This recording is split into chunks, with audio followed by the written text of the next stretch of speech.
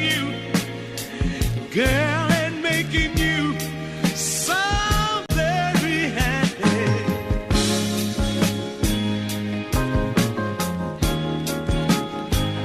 Imagination,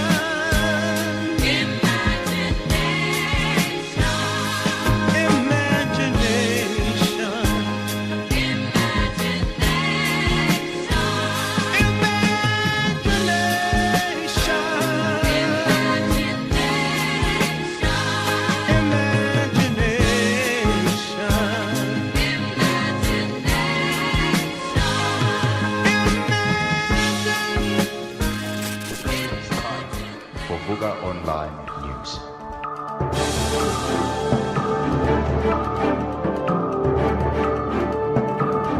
Vuka Online.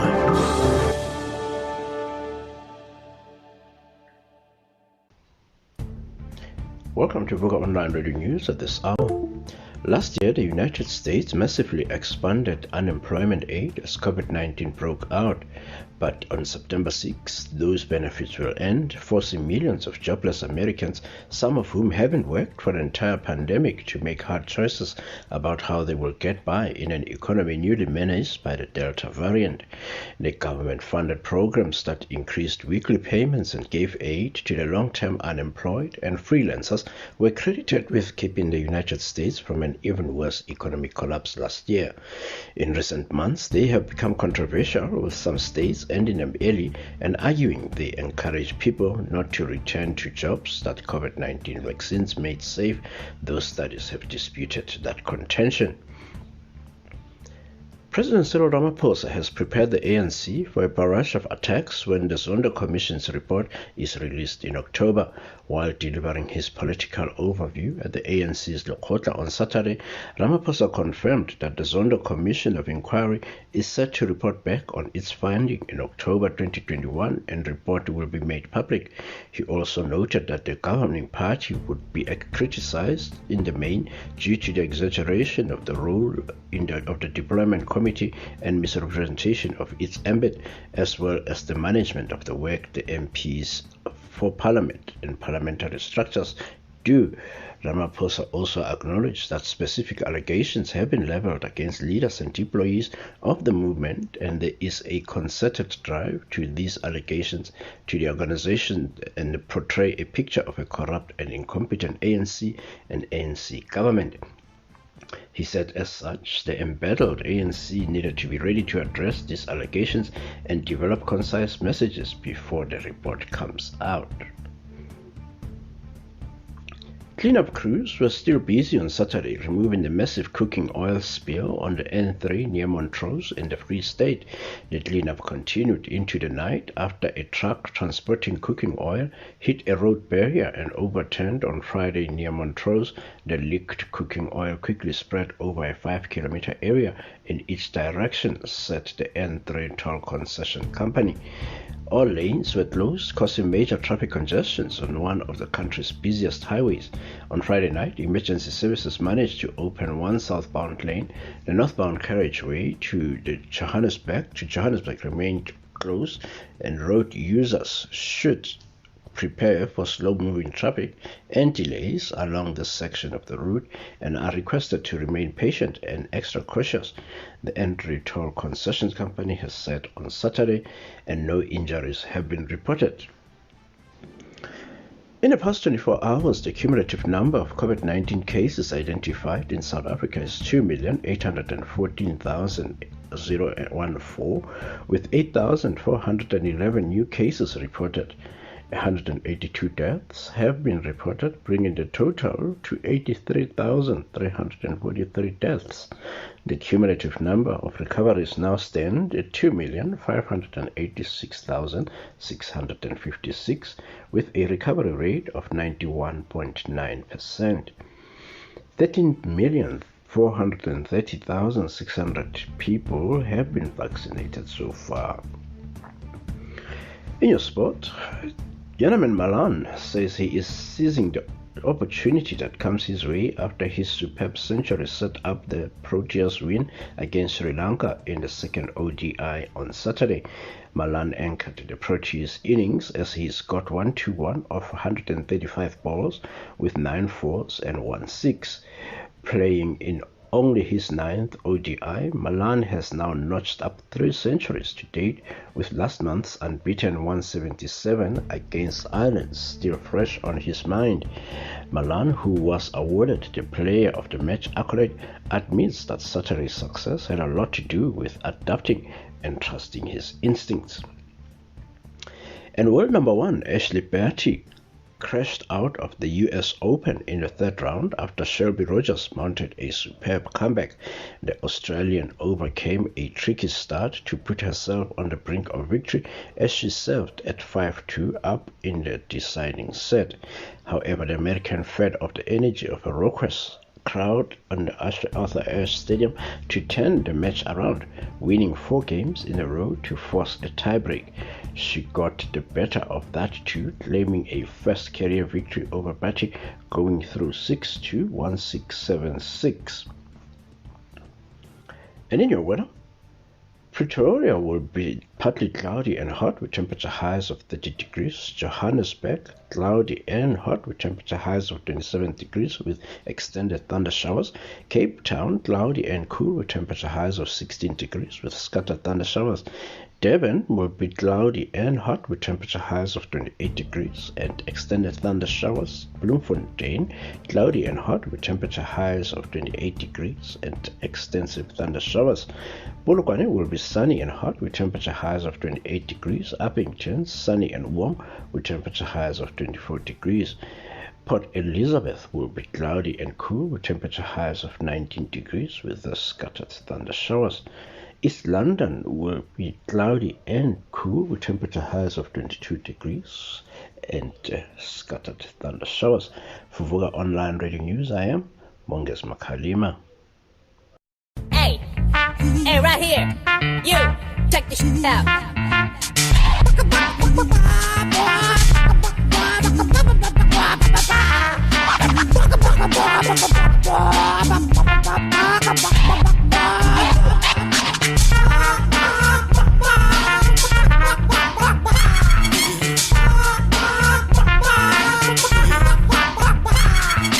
The Chicken Wrap, now at McDonald's. Broadcasting worldwide, online 24/7. It's Vuka Online, your inspiration radio station.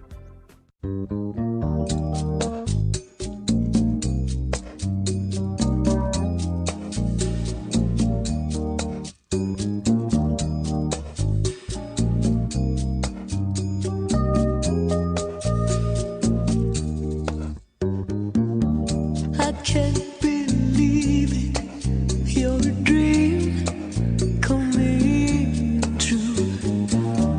I can't believe how I had fallen for you, and I was not looking, was content to remain, and it's ironic to be back in the game. You are the one who's led me to the sun. How could I know that I was lost without you? And I want to tell you, you control my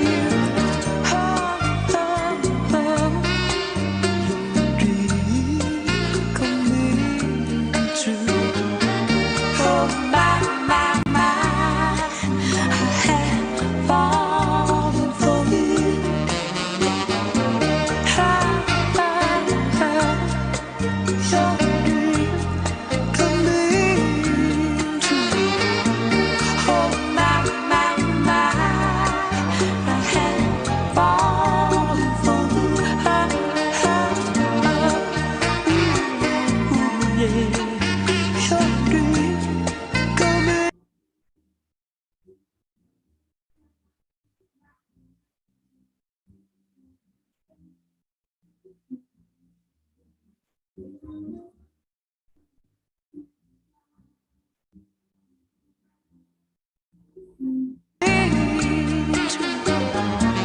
Oh, my.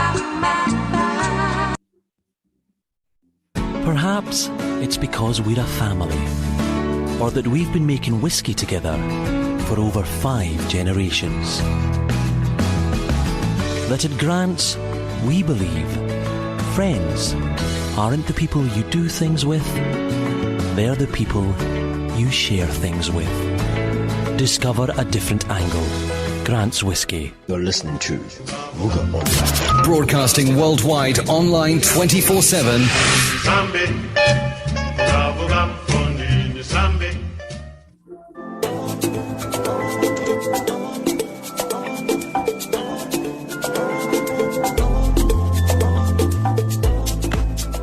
Welcome to another episode of PK Ushackled. Igamo Makawa Katide. And welcome to all the Vuka Online radio listeners. Today's episode is one of those that no one wants to speak about in the church. We hide things under the carpet. We don't talk. I thought, you know what? Let's have a go at it. If we upset people, fine, but we just want to find the truth. So today's topic is young female single in the church. The untold truth. So I'm joined by my guest, Talayami, Fortunate Mukhehle, Mechomi. How are you? Hello, buddy. How are you? I'm really good. I'm good. Fantastic. How's Polokwane today? Polokwane is nice. It's sunny. It's warm. So yeah, it's a good. No. We're freezing here in Joburg. It's very cold. Hence jazz. So yeah, weekly topic I get at. Yeah, I got the topic. Okay, you got the topic, and we're gonna talk the truth now. I'm sure that there'll be a lot of young, successful, gifted, beautiful women who are single in the church. You understand? The church encourages marriage, encourages, you must choose a life partner from the church and all that. Haflala. But nine times out of 10, it never works out. So after the break, we will unpack this topic from top to bottom. So yeah, let's take a quick break, pay our bills, and see you in a bit. How do you know that the consultant you're working with is who they say they are? How do you know if they can do the job? At the Africa Board for Coaching, Consulting and Coaching Psychology, we can tell you. So, before opening your company up to a stranger and spending your money, check with us first. Visit www.abccp.com. The ABCCP, the professional body for consultants. Broadcasting worldwide online 24/7. It's Vuka Online, your inspiration radio station. Okay. Thank you for joining us once again on PK Ushackled right here and exclusively on Vuka Online Radio. I'm your host, Makawa Katide, and I'm chatting with my sister, Fortunate Mukhehle. Fortunate, so what's happening in the church? What's happening? There's a lot of single sisters out there. What is the problem? Is the problem the fact that young men in the church are taught that you must marry a holy and pure woman who does not have a child or children, or who has never married before? What's the problem, my friend? Okay, my friend, first of all, thank you for having me on the podcast. I'm so excited. I think this is a really wonderful platform that you have created, to really just handle issues in general. I think, the church is this very a sort of a holy place where realities are seldom really addressed. And, you know, we go there, we talk about Jesus, we talk about all these things, prosperity, all these things, and we go there, we hope, we pray that after, you know, we go there, we dress up, we look nice, we pray, we sing, and then we expect our lives to miraculously come together because we're in the right place.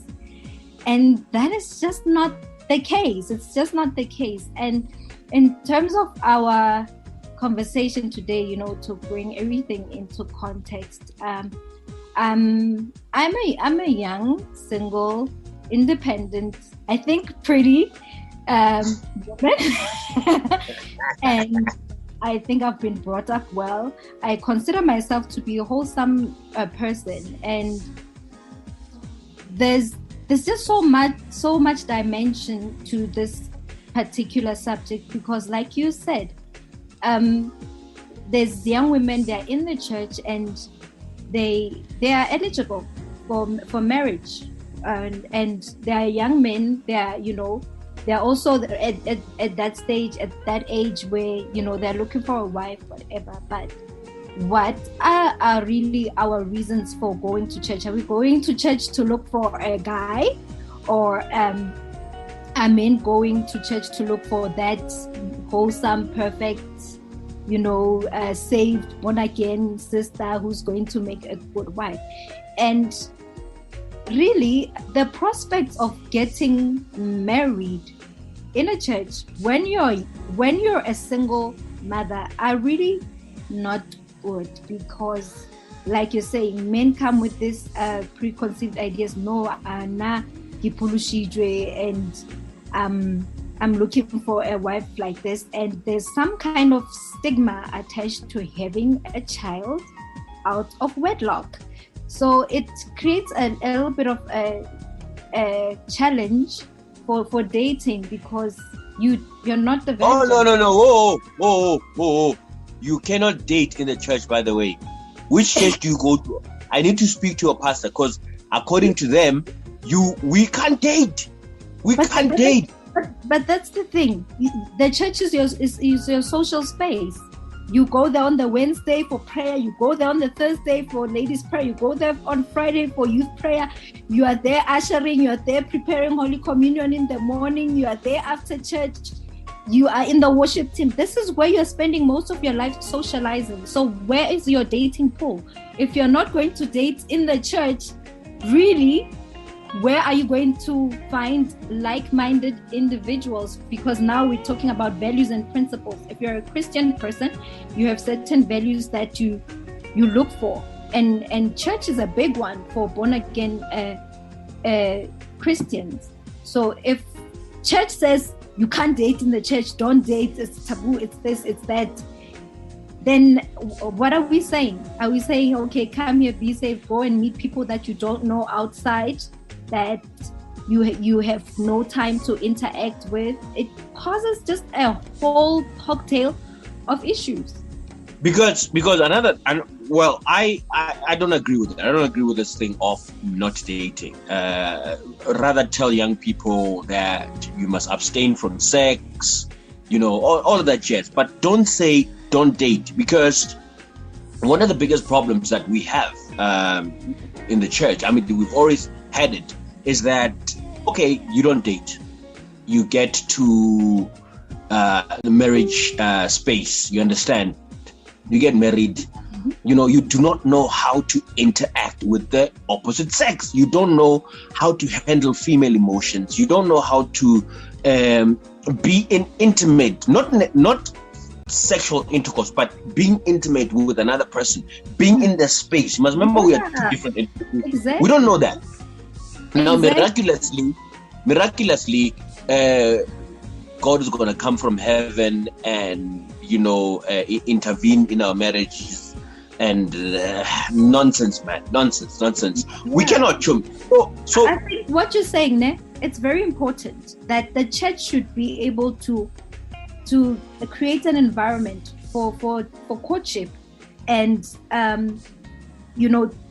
assist young people to date correctly, you know, how they need to express themselves, their needs, their expectations in a relationship with another person before they get married. It's very, very dangerous. I've been in a situation where I went into a marriage. I was like, I met a brother. Whoa. You were married and I didn't know about it. No, friend. The situation was like that. I was engaged. Let's say I was engaged because we didn't have the whole twang thing. Like, you don't know about it. Yes. So I was engaged. I met a brother. Okay, pause. So wait. So this person paid lobola for you? Yes. So you were married? Okay. Yes. Traditionally, you were married? Yes. Okay. Yes. So I met this guy. And from the day one, I said to him, I don't play like that. I'm a church girl. I'm born again. I'm this. I've got a kid. I'm not going to play those games with you, my brother. So if you want to be together, then you have to have intention. And the brother said, yeah, it's fine. I'm born again. I'm a church guy. What? And the whole thing, in 2 months, we were engaged because we did not want to engage in immoral things. I'm telling you. In immoral things, because so fundamentally what I'm saying, obviously it was a train wreck, like it was a serious life-altering train wreck, but essentially what I'm saying is that because the church does not give clear guidance on how to date in a healthy way and prepare yourself for a healthy marriage, we end up kind of moving into decisions like that, which are just really, really like detrimental, because now you're with a person that you know nothing about, except that you don't love. That you don't love. That you don't love, except born again, and they come from a relatively similar background as yourself. So and that's how many of us find ourselves in abusive relationships. We find ourselves in toxic situations. It becomes a lot. So the church, yes, as an institution, I think it needs to be more open to conversation, to discussions, to mentoring about all these issues, about how as a single parent do you date, how do you introduce your child, for instance, into a relationship. At which point do you say, okay, I'm ready to introduce my child to the person that I am dating? And how do you go about that? And what boundaries are there? Because there has to be boundaries in a way that your child interacts with the person that you're in a relationship. Can the person that you're in a relationship with have a say in how you bring your child up? Now, I mean, here's this guy and you guys are seeing each other, you're spending time with your child. Does he have a say in how you discipline your child? And how do they contribute to the upbringing of your child? How do they relate to the father of your child? So it's really very, very challenging to be, in general, a single parent, not just even in the church, just in general, single parenting is a lot. Yeah, no, it's a lot. I mean, you run a successful business called Angela Travel, if I'm not mistaken, right? Yes. Now, how do you find the balance between raising? The assumption is you want to raise your kid with Christian values, whatever that means, and you run your business this side, and I'm assuming you're still looking for a life partner. How do you juggle everything? Because it does get, I've got 3 kids and a wife, right? No, I know. Sometimes it gets difficult for the both of us, and I sit there and I'm thinking, yeah.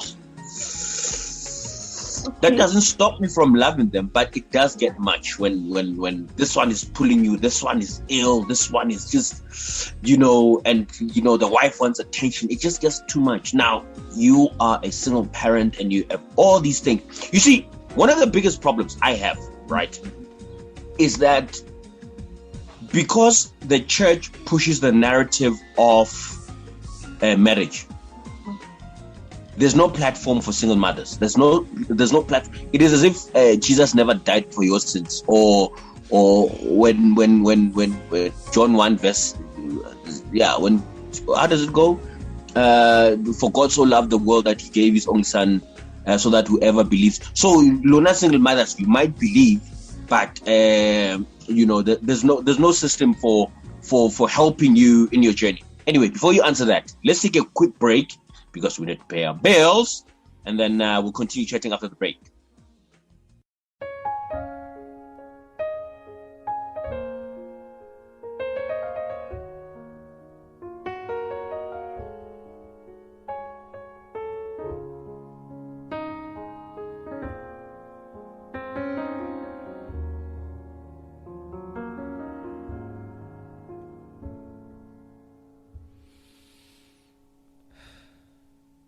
We could beat around the bush again,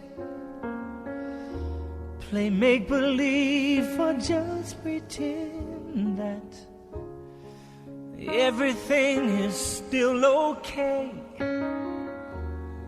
when all we really have to do is say what it is we both feel inside and reveal the secrets we try to hide. We could live like this the rest of our lives, or we could say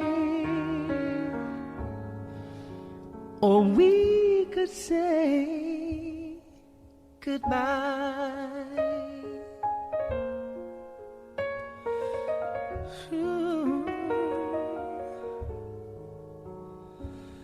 We could say I do, then really don't.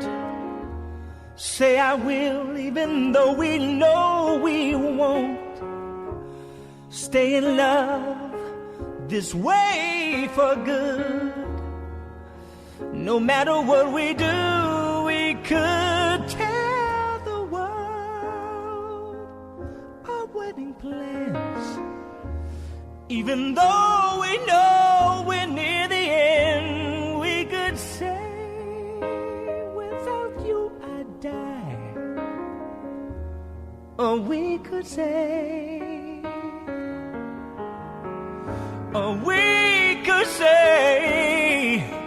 I don't wanna go, so don't make this harder than it should. I don't wanna know your reason, so just tell me that we could.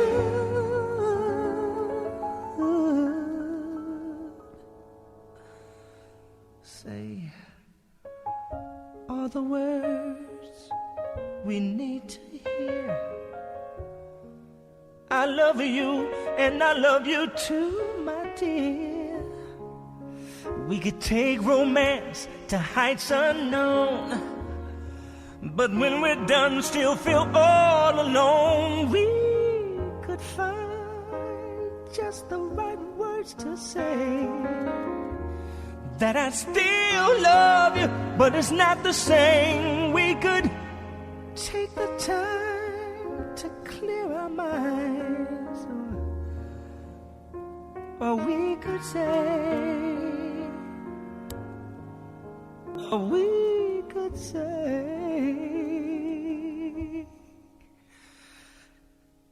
goodbye.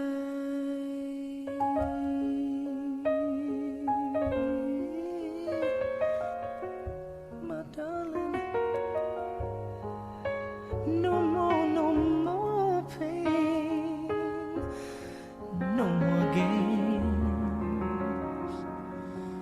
We could say. Hi, this is Dr. Ngosi Mafuta. Catch me with Zakeles Banyoni on the Health and Wellness Talk Show every Wednesday, just after 10. Strap yourself in, because we're set up, switched on, and ready to go. Vuka Online. Okay. Thank you once again for joining us on PK Ushackled. I'm with my guest, Fortunate Mokgatle. By the way, Fortunate Mokgatle is the former Miss Limpopo. Miss Limpopo. Hana Munna, Miss Limpopo. Hana Chomi Hopalagai. You can't be Miss Limpopo. No, I've been told I've got extremely high standards, which is really nonsense. I think I'm as sweet as jelly bean. But to answer the question that you're asking about juggling all the roles that I have, I have a travel agency business. I have a destination marketing channel, and I've got multiple other business interests. I serve on business forums, and I do travel a lot. I meet lots of interesting people. And like you're saying, I'm raising my child as well. And I do want to raise him with those Christian values. I want him to, be a wholesome child. And also I have to be his father as well, because guy is not there, and it really is challenging. But, Pause. Sorry to interject. So is the guy Christian or not? It may be religious, not quite. There's that whole thing. So when I met my child's father, he was a church guy from a similar background. I was so comfortable, and really, my child was not a mistake. I had a child with a man that I loved, and we were not married, but we had all the prospects, and I thought that we had so much common ground. We had dated for a long time, but when you go deeper and you peel the layers, this Christianity thing, in reality levels, there's levels to this Christianity thing. Some people are Christians on the Sunday. When they put on their suit and they go to church for 2 hours, that makes them Christian. But some people are not Christian at all. At all. At all. Yeah, and I think being that as young as I was at that time, I think also my own, interpretation of what really truly Christianity was a bit shallow at the point. So to me, it was really from a similar background and all. So now, fast forward, I'm raising my child by myself, and the challenge is that really, especially because my child is a boy, raising a boy child at the age that he is now, he's a teen. This guy, he needs to be shown and mentored into manhood, and like, what do I know about being a man? But I think really, honestly, the Holy Spirit helps you. There is no real manual or formula. You tell your child the truth. You tell them that they're responsible for their actions, that what they do has consequences. You tell them right from wrong. And you tell them if you decide to take any other path, there's consequences that you are going to deal with. And even me as your mother, I am not going to be able to rescue you from the consequences of your decisions. But okay, you say the Holy Spirit guides you. So your son wakes up and says, "Mama, key, yemelage, key, or what?" Yeah, okay, that is awkward. That is very okay. My child, with my child, he finds these things very awkward. I think I'm very open with him. I'm relatively, more flexible about these topics than he is. He gets really embarrassed when I ask him about girls, about. He gets so flustered. He's like, "No, mama, no, mama, no." And then there's my sisters whom he's more open with about other things, but he's a very conservative child. I think he's smart. I think he knows what information to look for, and he's got his his own kind of friends that they discuss physiological issues with, but he knows my door is open. I'm such an open mother. He knows that we can discuss anything and everything. He knows that nothing is ever that bad that he cannot tell his mother. He has to know that the person that he can trust is me, and there's no person that will love him more than me, so he needs to be able to communicate with me however he's feeling, whatever he needs, and whatever he's going through. Now, So that is do you still feel, Uguti, even with all the work that you're putting in, do you still feel that your son needs a father figure in his life? Yeah. Fathers are important. I don't think that men really understand or grasp, how important their role is in the upbringing of their children, And I love how so involved you are with your kids. You're such a dad. But, it's very important. I think there's a reason why God made a mother and a father, because those roles are really equally essential for the complete raising of a kid. That being said, you take your lemons and you make lemonade. If a father figure is not there, then you do your best to teach your child how to be responsible, how to be independent, how to survive in the world. My child refers to me not as his mother but as his mentor.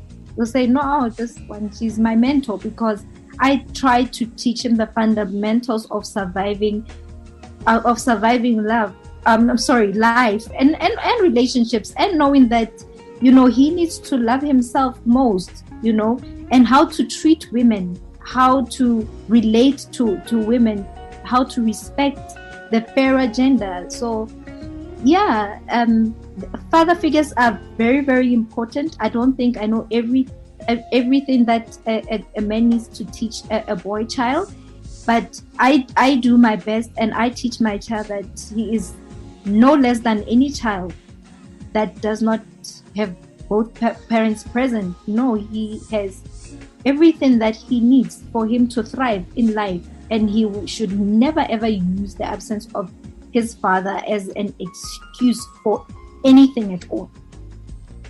Do you ever sit by yourself and just feel, hore, you know what? I'm tired. I am tired, and I'm tired. Maybe you cry, maybe you scribble something on the road. Do you ever get to that point where you feel, you know what?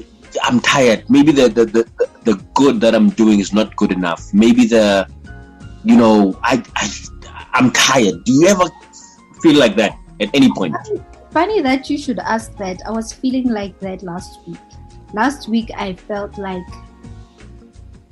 I'm such a failure, because I was just tired, and I felt like am I doing enough with my child?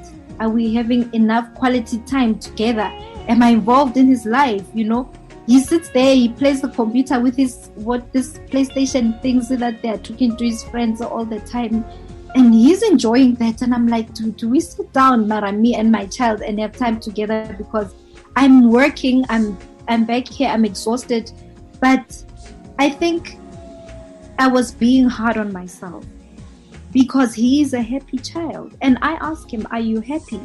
Are you content? And he says, I'm fine. I think kids adapt, and they thrive in whatever situation. And this thing of, sometimes couples or people staying in relationships and saying, oh, I can't leave for the sake of my kids, is such rubbish, because kids just adapt. Kids just adapt. Kids don't have issues. Us adults, we're the problem. So yes, I do get tired. I do get weary. And then the next morning you get up, you make your cup of coffee, you get on with the day. And really, honestly, days are not the same. I try not to be hard on myself. I have a lot of responsibilities, like a really lot. I don't really have much of a support structure, because both my parents are deceased, so, and my siblings are like all over the country. So it's really pretty much me and my guy. So where's the church? My question is, where is the church? It's happy for them to take your tithe. It's happy for them to get your free will offering. It's easy for them to accept your service. You serve a church. You are very active, but that extra support, Yoguchi. Guys, let's check on Fortunate. Maybe she's not coping as much as we think she is, but we'll talk further after the break. Who aim to improve their professional standing. This means that the learning programs we run are more than just academic programs. They are work-based programs that focus on leveraging your current experience as a professional to build your overall profile. A year down the line, the Africa Center for Work-Based Learning is developing into a preferred center for professional development in Pretoria, with 8 professional development faculties including accounting, teaching, entrepreneurship, as well as IT and many more. For more information, go to acwbl.org or dial +27 12 751 7608. The Africa Center for Work-Based Learning, where work is learning.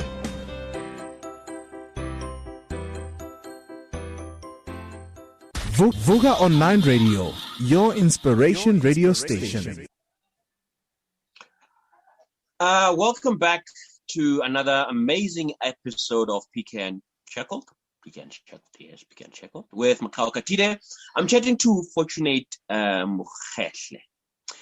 Mechum. Yes, Bala. So now, and I'm not generalizing here. It's just a question. I just want to see how or what your feedback would be. So, not you per se, but generally.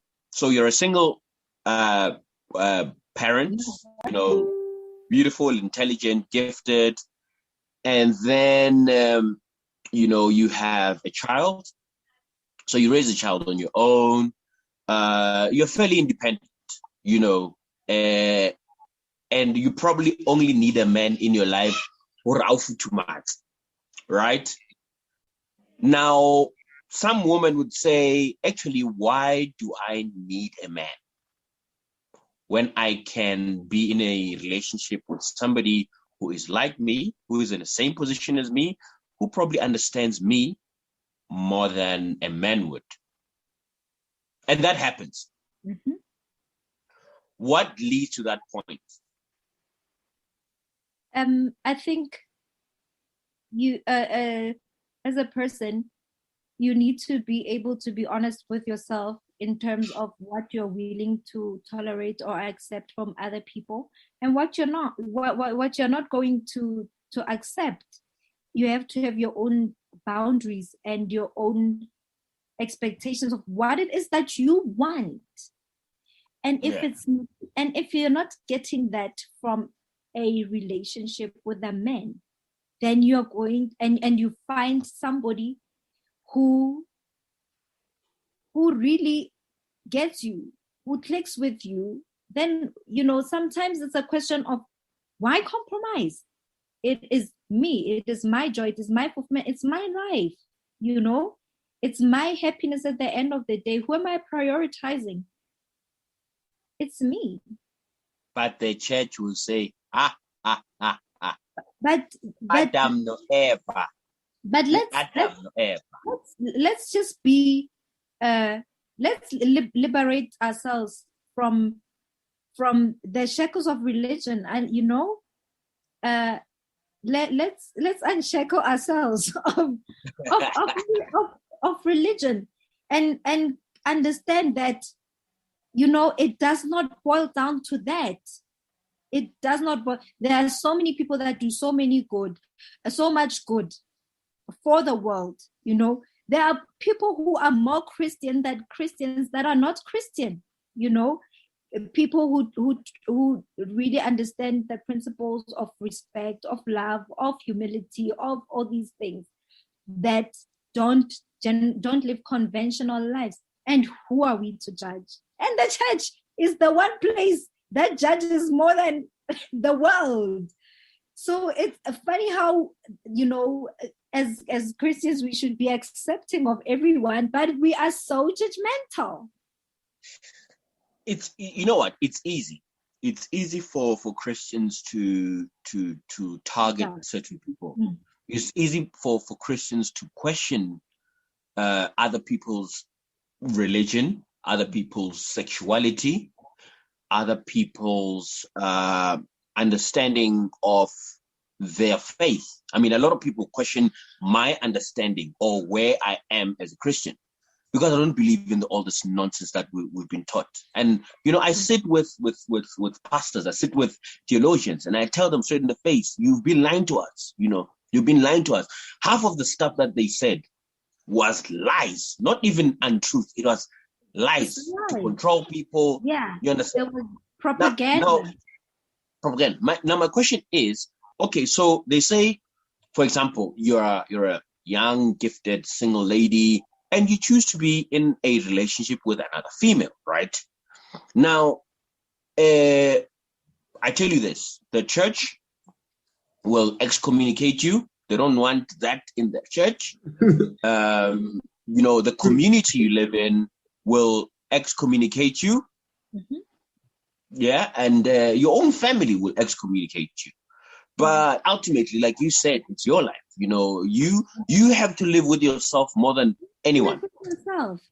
Most really what you call conventional relationships, men and women relationships, are not all that they are made out to be. People are miserable and they're with a man, and yeah. And, you're with your girlfriend out there, you guys, you click, you respect each other, you are building each other up, you're supporting each other, so who's to say what is better? I still think that God gave us more above anything, free will. So you live your life the way you want. And I wish that people would come out of this thing of wanting to live according to some stereotype, according to some expectation of what church or society has, because that is what kills, growth. That is what stifles all kinds of expression, because now what will the church say if I'm happy? Let me tell you something. The church, the wider church, right? Not only Pentecostals. Yeah. I mean, are you saying something, Tep?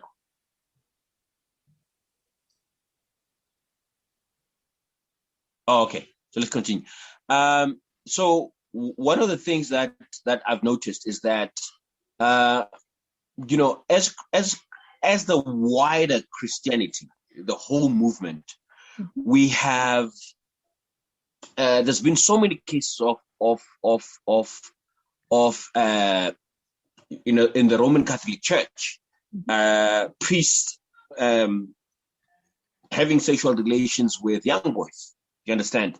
Mm-hmm. Now, the assumption is that because the Roman Catholic is not doing it, it's not happening in the Pentecostals. Mm. But it actually is. It actually. Yeah, I know pastors that are after nines. So it's very ugly. The church has evolved, not overnight. Not just now, because now people are becoming fleshy and materialistic. Church has always been a very, very controversial space, and there's always been things that religion hides. And they protect so many evils, and they do it in the name of the church, and so many people have been hurt. I'm telling you, the streets are full of people that have been hurt by church, and the word of God is used to say, no, you must not take offense when your pastor offends you, because all this nonsense that touch not the anointed. Touch not the anointed. If you put your sacrifice on the altar, don't say that the pastor is eating our money. All those things. It's so much. But how do we hope to purge the church? It's just, remember also that we have a voice. and we use our voice, to open these discussions. But the people who have power are the pastors, and they're not playing with it. They are abusing their power to the full, left, right, and center. Nobody's spared. It's a very bleak picture. It really is. Okay, now, quick question before we take a break, right? Would you, if you could go back 20 years, what would you change about your life? What would I do differently 20 years okay, ago? You literally have 20 seconds to answer that. I would say, keep moving, girl. I mean, if I were to give myself advice 20 years ago, I would say keep moving. No, that's not what I asked. What I asked was, what would I do differently? What would you do differently? What would you change? I wouldn't change anything. I don't think I would change anything. I am what I am because of the path that I've taken, the good, the bad, the ugly. And I like who I am now. So really, I would not change anything. You are so diplomatic and boring. Me, I would not touch alcohol. I would not touch alcohol. I think I would still. Everything works together for good, man. Yeah, no. Okay, let's take a quick break and then we wrap up the show. See you after the break. Hi there, this is Samohanguna. Catch me every day just after 3 p.m. for Vuka Sports Hour, where we speak everything sports only on vukaonlineradio.co.za. See you there. Please see you there. You're listening to Vuka Online. Broadcasting worldwide online 24/7.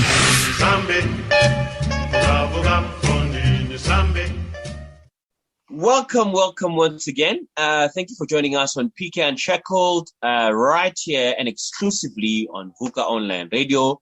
Ikambo Makao Katire ene Kibulela Sesi Fortunate Mukhesh. Chomiak.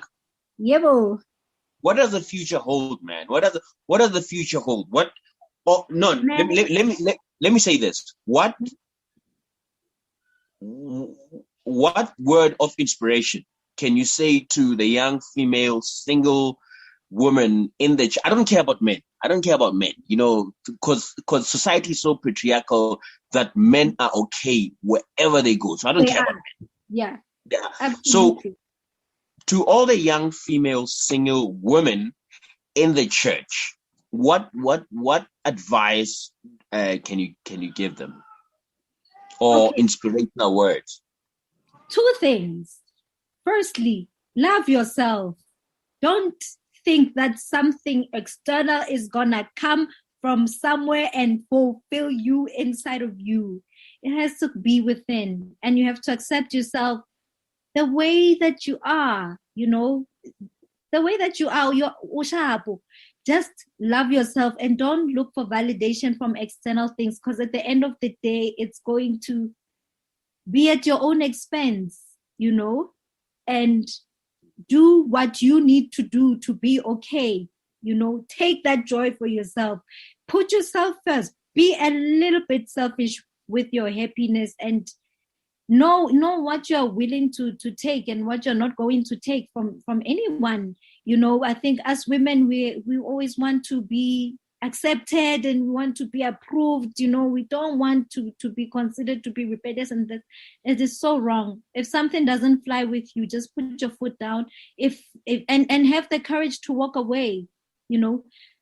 People are so unhappy in jobs, in church, in relationships, because they don't have the courage to just walk. Just take a walk. If it's not working for you, walk. Yeah. Fantastic. Now, it's encouraging to see that, quite a lot of young, gifted single women in the church are doing okay. The truth is they're doing okay. The fathers are absent. One day we'll talk about the absent fathers. But kids are in good schools. Yeah, kids are in good schools. There's food, kids eat gluten-free food.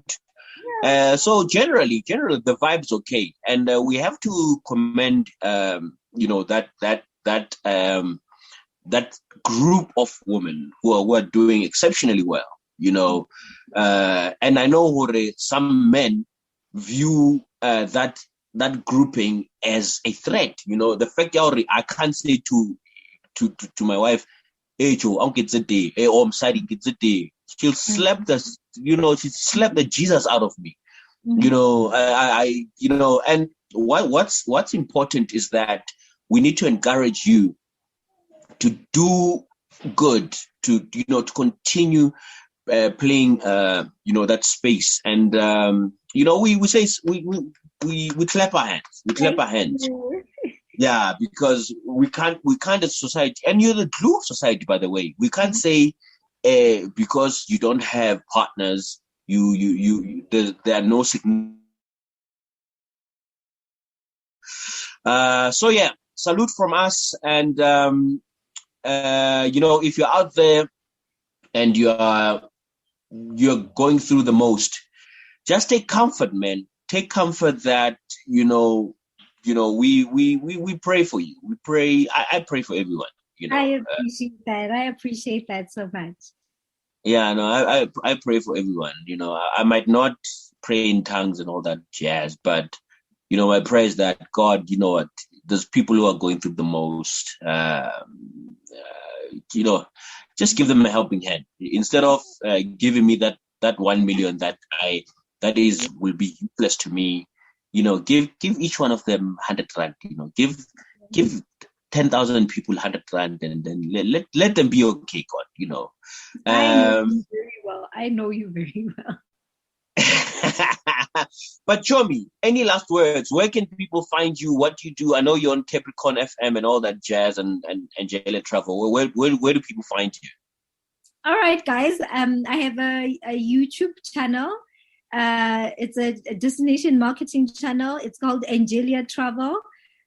So you can follow me on the socials: Facebook, Instagram, Twitter, at Angelia Travel, also on YouTube at Angelia Travel. And then you can also follow me on my personal handle. It's Fortunate Mogetle on all the platforms, and you can visit my website, Angelia Travel. I'm a travelpreneur. I do so many things in travel. I have a coffee table book coming out. It's also Angelia Travel, and you might see some of my work in the magazine, on the flights. When you're flying, you see these little magazines that they put there. So travelpreneur.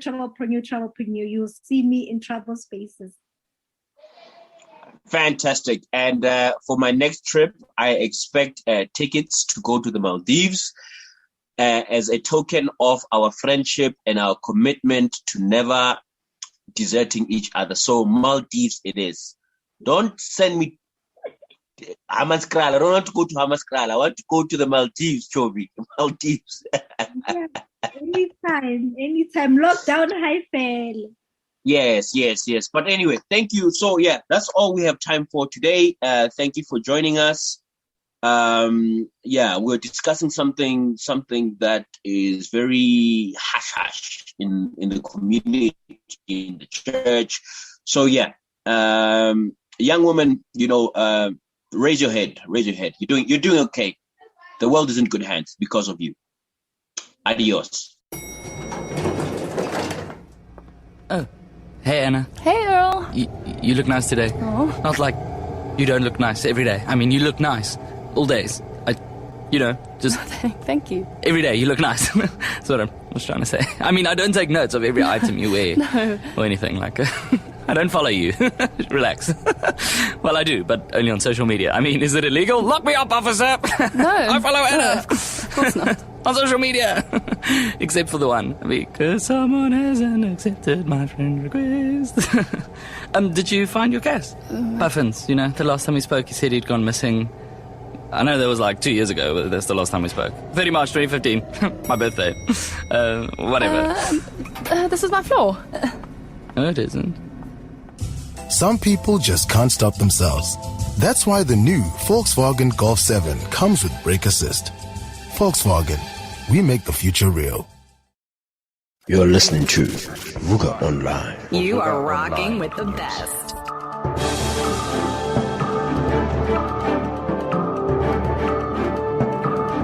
Vuka Online.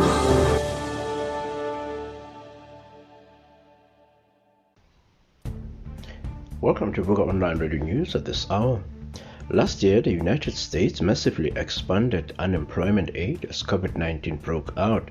But on September 6th, those benefits will end, forcing millions of jobless Americans, some of whom haven't worked for the entire pandemic, to make hard choices about how they will get by in an economy newly menaced by the Delta variant. The government-funded programs that increased weekly payments and gave aid to the long-term unemployed and freelancers were credited with keeping the United States from an even worse economic collapse last year. In recent months, they have become controversial, with some states ending them early and arguing they encourage people not to return to jobs that COVID-19 vaccines made safe. Those studies have disputed that contention. President Cyril Ramaphosa has prepared the ANC for a barrage of attacks when the Zondo Commission's report is released in October. While delivering his political overview at the ANC's Lekgotla on Saturday, Ramaphosa confirmed that the Zondo Commission of Inquiry is set to report back on its finding in October 2021 and report will be made public. He also noted that the governing party would be criticized in the main due to the exaggeration of the role of the deployment committee and misrepresentation of its ambit, as well as the management of the work the MPs for Parliament and parliamentary structures do. Ramaphosa also acknowledged that specific allegations have been leveled against leaders and employees of the movement, and there is a concerted drive to these allegations to the organization and portray a picture of a corrupt and incompetent ANC and ANC government. He said as such, the embattled ANC needed to be ready to address these allegations and develop concise messages before the report comes out. Cleanup crews were still busy on Saturday removing the massive cooking oil spill on the N3 near Montrose in the Free State. The cleanup continued into the night after a truck transporting cooking oil hit a road barrier and overturned on Friday near Montrose. The leaked cooking oil quickly spread over a 5-kilometer area in each direction, said the N3 toll concession company. All lanes were closed, causing major traffic congestions on one of the country's busiest highways. On Friday night, emergency services managed to open one southbound lane. The northbound carriageway to Johannesburg remained closed, and road users should prepare for slow-moving traffic and delays along this section of the route and are requested to remain patient and extra cautious, the N3 toll concessions company has said on Saturday, and no injuries have been reported. In the past 24 hours, the cumulative number of COVID-19 cases identified in South Africa is 2,814,014, with 8,411 new cases reported. 182 deaths have been reported, bringing the total to 83,343 deaths. The cumulative number of recoveries now stand at 2,586,656, with a recovery rate of 91.9%. 13,430,600 people have been vaccinated so far. In your sport, Johannes Malan says he is seizing the opportunity that comes his way after his superb century set up the Proteas win against Sri Lanka in the second ODI on Saturday. Malan anchored the Proteas innings as he scored 121 off 135 balls with 9 fours and 1 6. Playing in only his 9th ODI, Malan has now notched up 3 centuries to date, with last month's unbeaten 177 against Ireland still fresh on his mind. Malan, who was awarded the Player of the Match accolade, admits that Saturday's success had a lot to do with adapting and trusting his instincts.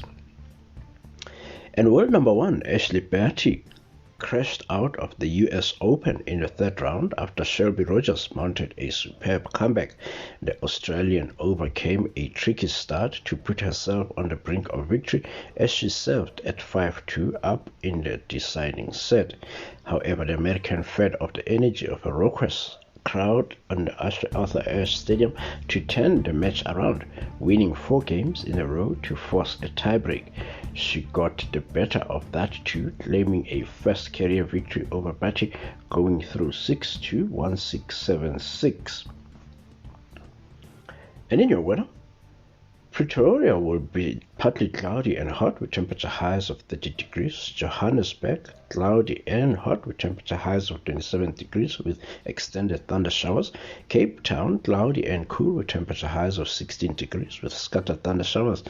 Durban will be cloudy and hot with temperature highs of 28 degrees and extended thunder showers. Bloemfontein, cloudy and hot with temperature highs of 28 degrees and extensive thunder showers. Polokwane will be sunny and hot with temperature highs of 28 degrees. Uppington, sunny and warm with temperature highs of 24 degrees. Port Elizabeth will be cloudy and cool with temperature highs of 19 degrees with the scattered thunder showers. East London will be cloudy and cool with temperature highs of 22 degrees and scattered thunder showers. For Vuka Online Radio News, I am Monges Makalima. At Grants, we believe all good things start with 3. Because 3 isn't a crowd, it's company. 3, it always starts the party. It's triple the characters, the moves, the memories. Grants, aged in 3 types of wood for a smooth taste. Triple wood, triple good. Broadcasting worldwide, online 24/7. It's Vuka Online, your inspiration radio station.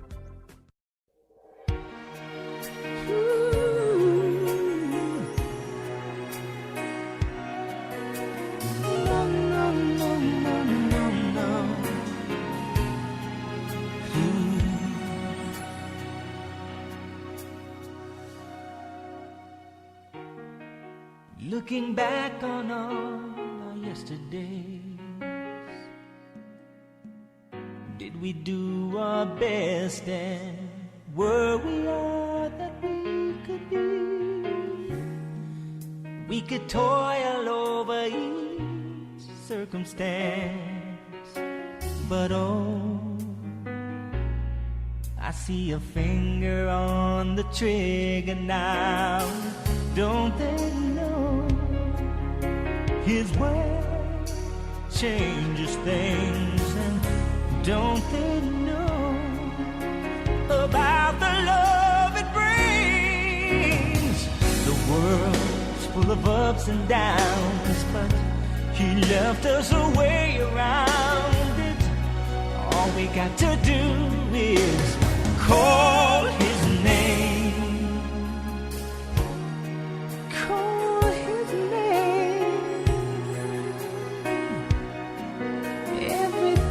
Children, call His name.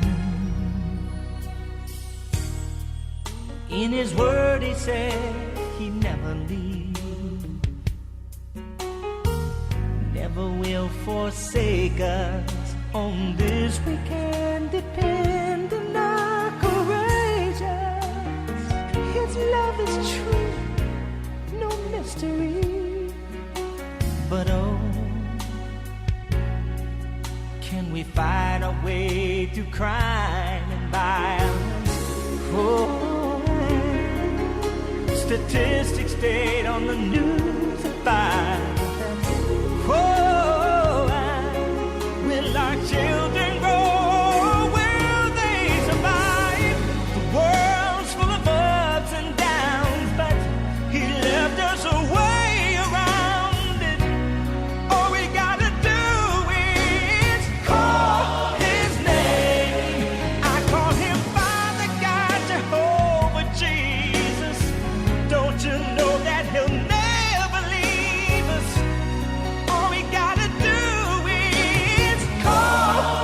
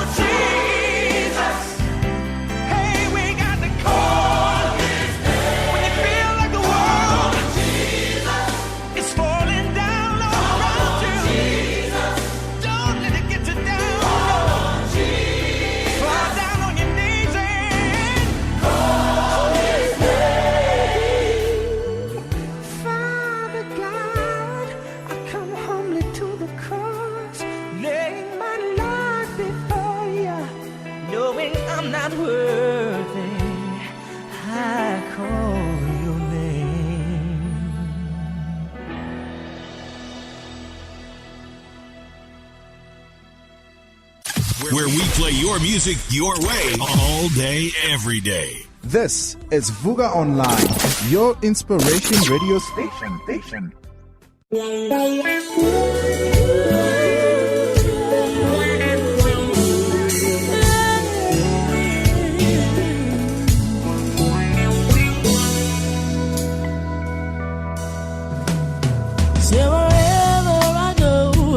Here and there, I always talk about him. Here's the reason why I do what I do, the reason why I'm up and about.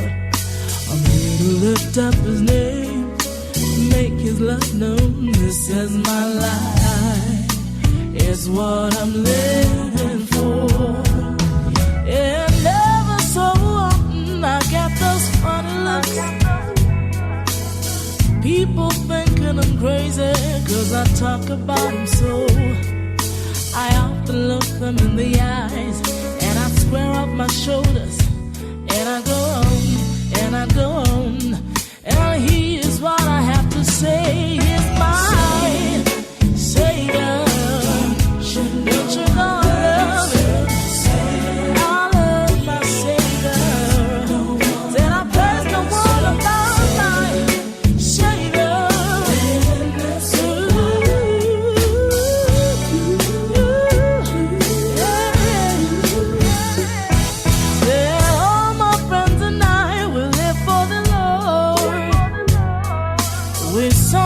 take to the streets just to spread the word about him. And oh, joy to know we're changing lives. This is our life, it's what we're living for. With the elderly folk that we met along the way, the question always is, what do young girls like him know about him?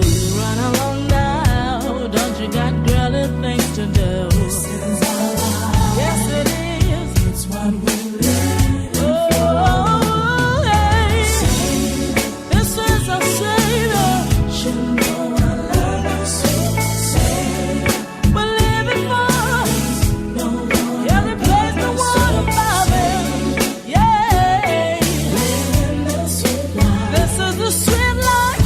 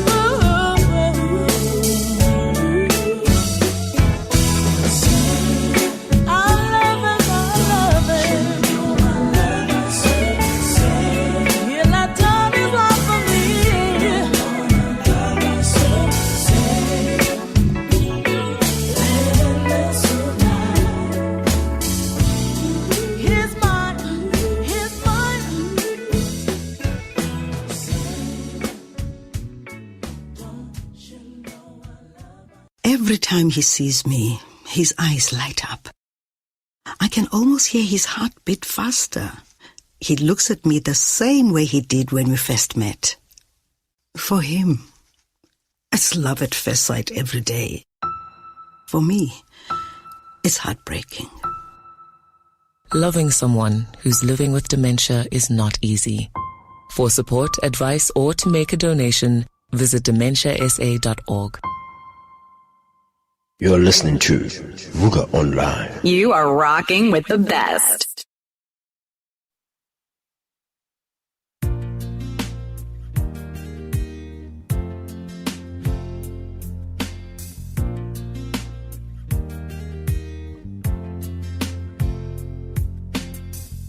was in a tunnel and couldn't see the light. And whenever I'd look up, I couldn't see the sky. Sometimes when I'm standing, it seems like I done walked for miles. And my heart could be crying, dead in the middle of a smile. But then I climbed the hills and saw the mountains. I hollered help cause I was lost. Then I felt a strong wind. Heard a small voice saying the storm is over. Storm is over now. And I can see the sunshine somewhere beyond the clouds. I feel heaven, yeah. Heaven is over me. Come on and set me free. Oh. Now in the midst of my battle, all hope was gone. Downtown in a rush crowd and felt all alone. And every now and then I felt like I would lose my mind. I've been racing for years and still no finish line. Oh, but then I climbed the hills and saw the mountains. I hollered help cause I was lost. Then I felt a strong wind. And then a small voice saying the storm is over. Storm is over now. And I can see the sunshine somewhere beyond the clouds. I can feel heaven. Heaven is over me. Come on and set me free. Oh, somehow my beginning stepped right in. Then faith became my friend. And now I can depend on the voices of the wind. When it's saying, storm is over. Storm is over now. And I can see the sunshine somewhere beyond the clouds. I can feel heaven. Heaven is over me. Won't you come and set me free? Won't you set me free? The storm is over. Storm is over now. And I can see the sunshine somewhere beyond the clouds. I can feel heaven, yeah. Heaven is over me. Won't you come and set me free? Won't you come and set me free? Hey, this light, I can see the light. Whoa, shining somewhere beyond the clouds. I can see the light. Hey, hey, shining down, down on me. The light, I can see the light. The world's shining, the clouds moving, the sun shining. The light, and it's on. I made it home. Rainbow, heart of gold. The storm is over. I'm telling you, I can see the light. Hey, I can feel heaven over me, yeah. Heaven is over me. Come and set me free. Come and set me free. Won't you come and set me free? Yeah. The storm is over.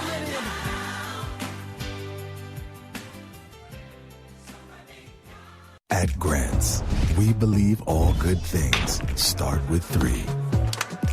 Because 3 isn't a crowd, it's company. 3, it always starts the party. It's triple the characters, the moves, the memories. Grants, aged in 3 types of wood for a smooth taste. Triple wood, triple good. Your inspirational radio, Vuka Online. So I want to share with you what I call the kingdom keys for success. We are about to go through some crisis in this country and every country. Some of you will lose your jobs. Some of your business will collapse. Some of you will have downsizing and right sizing. Some of you will have problems trying to keep your house. And some of you are going to actually lose your capacity to generate income. And I've been sent here by God, perhaps just among the other leaders, to tell you, look, if you're going to make it through the crisis, you have to focus on management.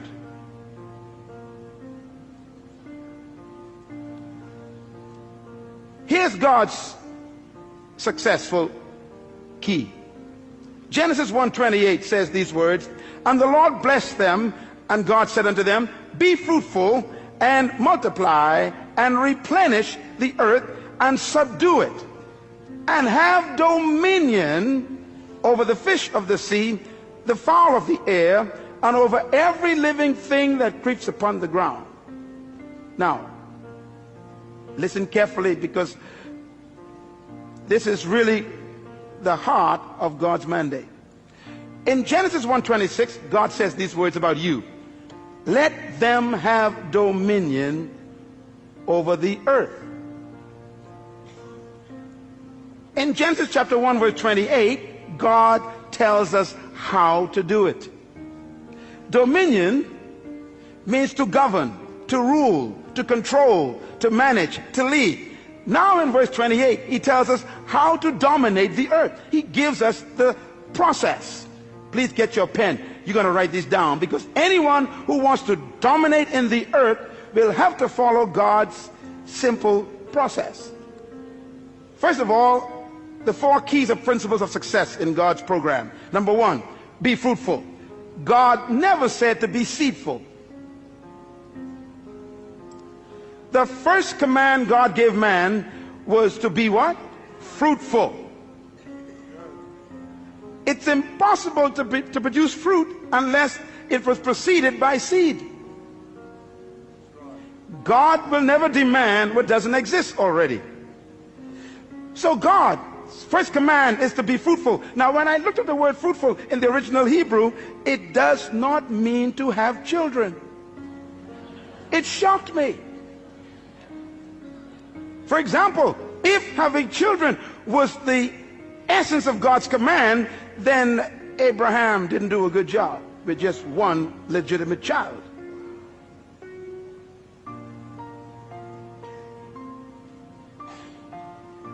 The word fruitful, write it down, it means productive. Be productive. God's first command to humans is be productive. That means produce something. Poverty is the absence of self-production. I remember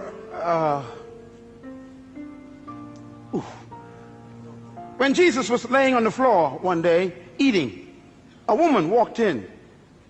It was illegal for her to do that, where men were eating at that time, and she stepped over Peter, James, and John, and she came to him, and she took this beautiful stone bottle, and she broke the top, and she poured this ointment over his body, and she began to rub it into his flesh and into his feet, and the scent filled the room. And right away the men knew this scent indicates a quality of ointment that was very expensive. Matter of fact, it was imported from Egypt. They knew it.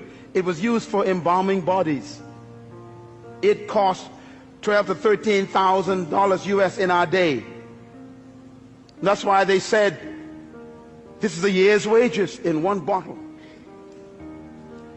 And they complained to him and said, sir, why do you let this woman waste this precious money on your body? And Jesus said something very important. They said it could have been given to the poor. His answer was, the poor you always have with you. Now, when I looked at the word poor there, it shocked me. It doesn't mean those who lack. It means non-productive ones.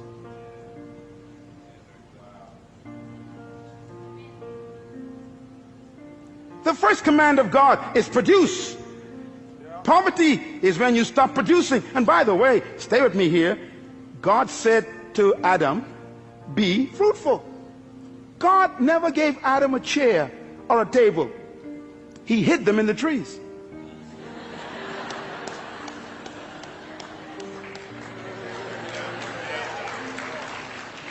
God never gave man shoes. He hid them in the cows. God never built a building before. He hid the buildings in the dirt, in the concrete.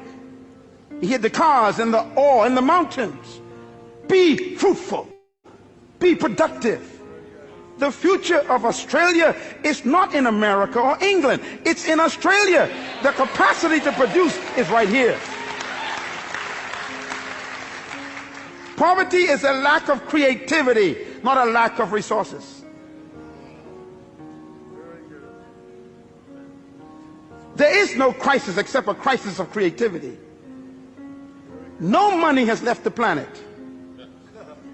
No matter what they say around the world, no money went to the moon, no money went to Mars. It's all still here.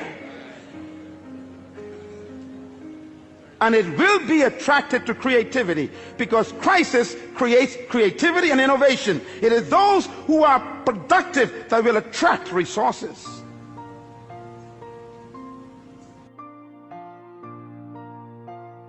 Is multiply. Multiply means to reproduce what you produced. If you follow any successful company, you know, I was driving here a moment ago and I just saw McDonald's. And McDonald's is far away from its original headquarters in Orlando. And it's amazing, when you go to McDonald's in any part of the world, it's the same burger. McDonald's has discovered God's program more effectively than the church. First of all, you what? Produce. Everybody say produce. In other words, you produce something. You produce one good item. McDonald's produced a product called Big Mac. You cannot find the Mac anywhere else. That's their fruit. But having a good product, you will still die of starvation. A good idea doesn't make you wealthy or successful. You got to be able to move to stage number 2. Multiply. Reproduce it. McDonald's have developed a system that can produce 1 billion burgers every single month. And it's the same Big Mac. In China, in Ukraine, in Mexico, it's the same burger. In the Bahamas, in Jamaica, in Trinidad, in London, it's the same burger. Why? They have learned to move God's second stage. They produce and then they reproduce. Every successful business on earth has stolen God's process, and only the church have missed it. That's why we're broke. Microsoft, Bill Gates produced one good fruit, and then he put the system in to multiply it. What you cannot reproduce will die. The third command of God is very important. He said replenish. Everybody say replenish. The word replenish means to distribute. You know, it's incredible. God's ideas are all business ideas. Why? You are a manager.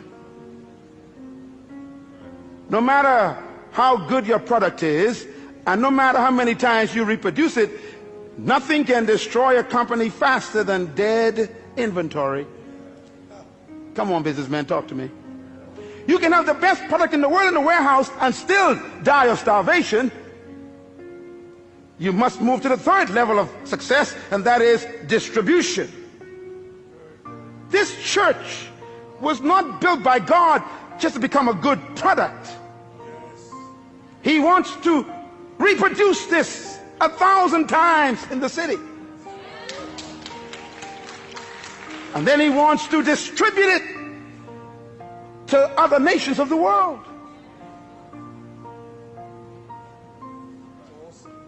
Any company, anywhere in the world, who are successful have followed God's program. The fourth level of God's success management program is, he said, subdue. Subdue means to control the market. You know, McDonald's have no interest in competition. They are after domination. Yeah. If you are in business and you don't have a plan to dominate the market, get out of the business. Bill Gates is the wealthiest man in the world today because he was the most successful human so far in our generation who successfully followed God's program. He produced a fruit, he reproduced it, and then he distributed it in every computer, and he was so successful that the entire government was threatened in the United States. He began to dominate the entire computer market. So they called him into Congress, sat him down, and said, "You can't do this. You're too successful. You can't control every computer in the world." His success made him a threat. What are you doing with your gift? That's why I'm here today. You were born with a gift. Oh, I need 2 more sessions for this. This is too important. Listen to me. Your life is a packaged seed bag.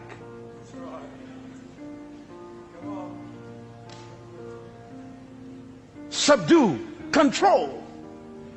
And God says if you follow these 4 principles, be fruitful, produce your gift, your product, multiply, reproduce it, replenish, distribute it, subdue, control the market, the result will be dominion. Dominion, therefore, is not a pursuit, it's a result. More music, more inspiration. Vuga Online. You know, if you ever start to feel lonely, there's a name that you can call. I guarantee you'll take the blues away.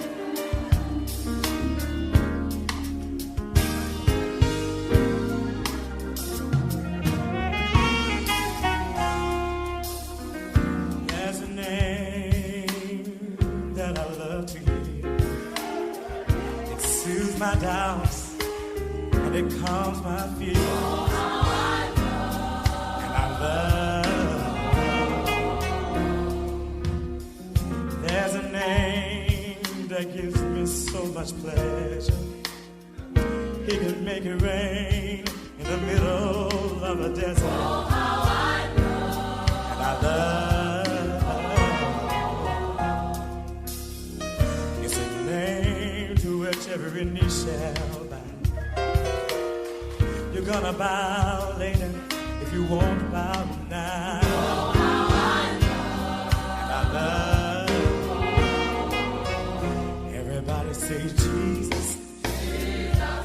Oh. Jesus. Yeah.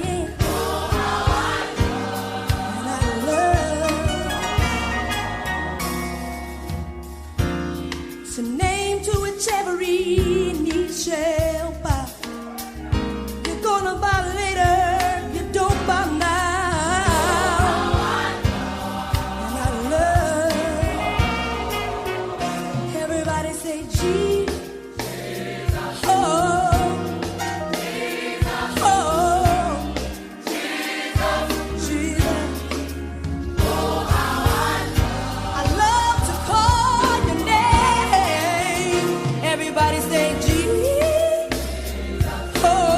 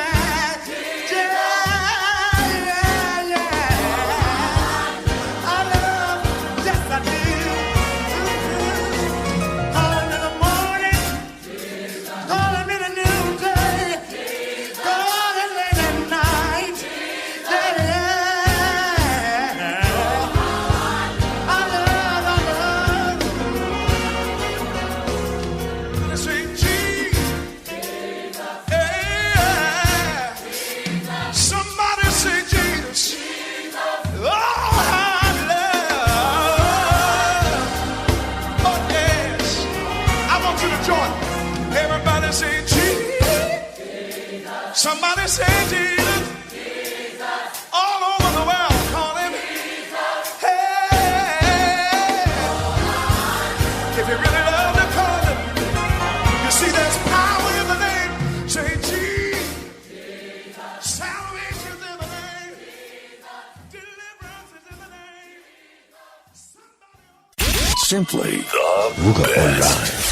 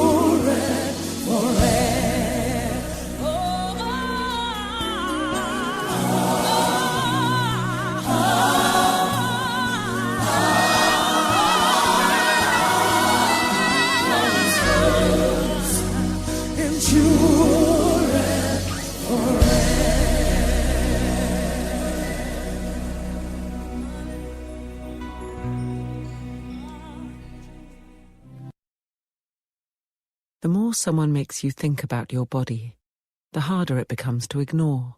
Your tongue, for example. Usually you hardly notice it's there, but when I mention it, you can feel your tongue bumping against your lower front teeth, the tips just resting on them. You notice your tongue feels just a little too long for your mouth, and you notice it never really lies still. You move it about constantly, without thinking about it, backwards and forwards, and from side to side. Suddenly it feels strangely wet and heavy in your mouth, doesn't it? A few seconds ago you hardly noticed your tongue, but just one message ensured that you can't stop thinking about it. Now imagine the hundreds of messages girls are exposed to every day, subtly changing the way they think about their bodies. See how you can help with the Dove Self-Esteem Project at selfesteem.dove.co.uk. You're listening to Vuka Online. You are rocking with the best.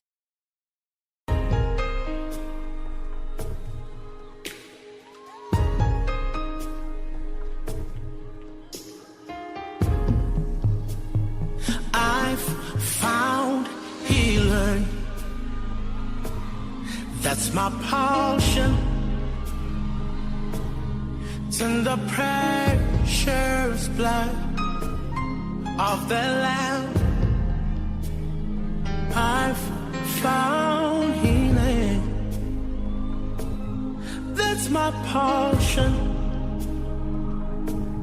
It's in the precious blood of the Lamb.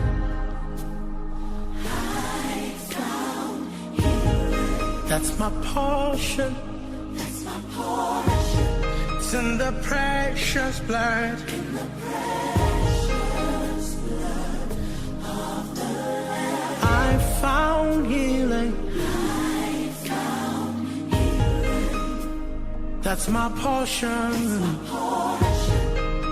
It's in the precious blood. The precious blood of the Lamb. Say healing flows in the blood. Healing flows in the blood. Yes, it is in the blood. Yes, it is in the blood. By His stripes we are healed.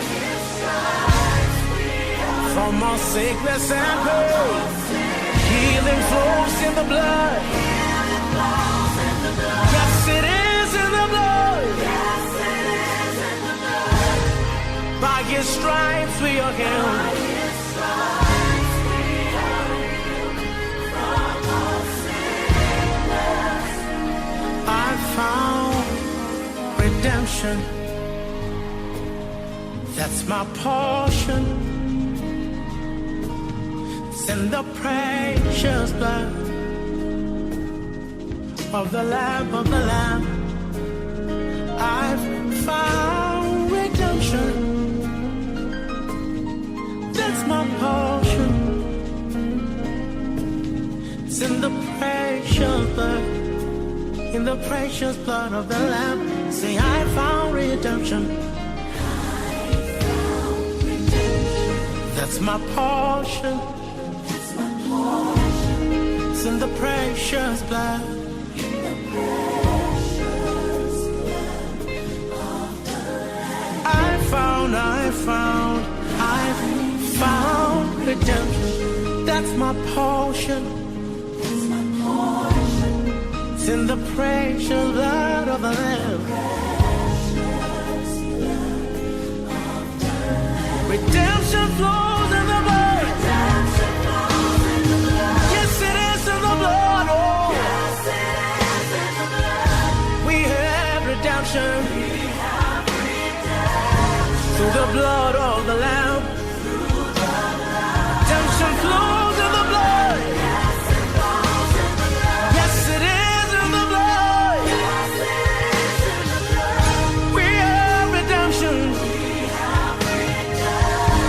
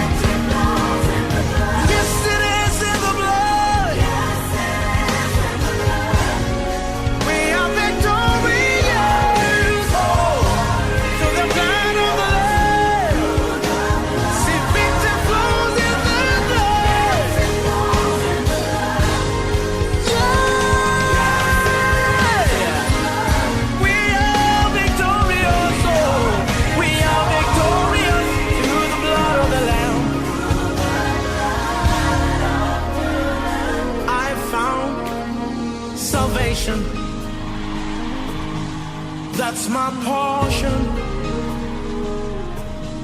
It's in the precious blood of the Lamb, of the Lamb. I've found salvation.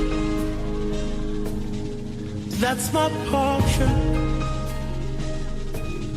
It's in the precious blood, in the precious blood of the Lamb. Oh, oh, oh, oh.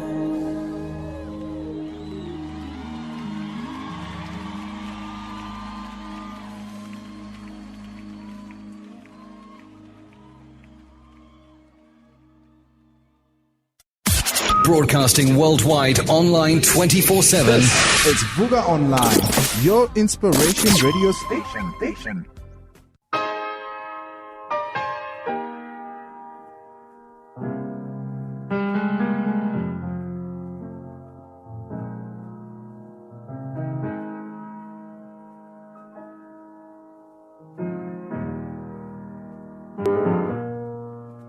I look at the sea, and then I realize no man can drain it.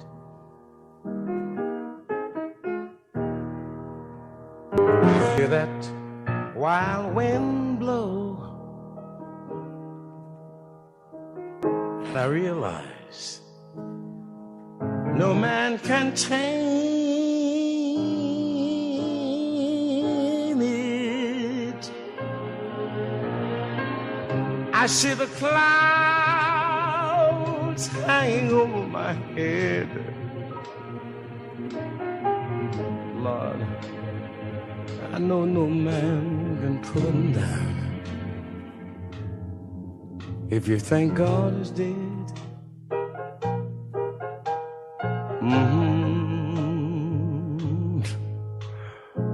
just look around.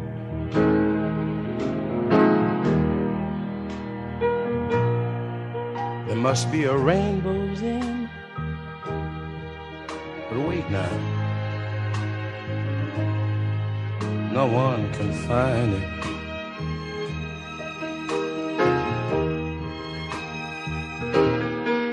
We all got to die one day,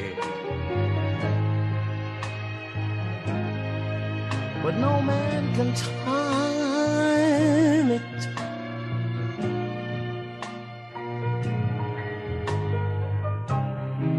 Who else could make a moon and a sun shine over every city and every town? So if you think my God is dead, children, all you got to do is just look around.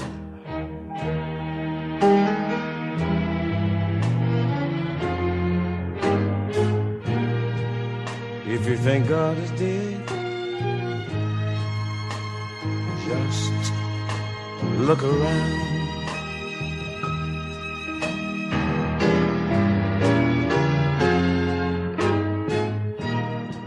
If you think God is dead, then you'd better look around.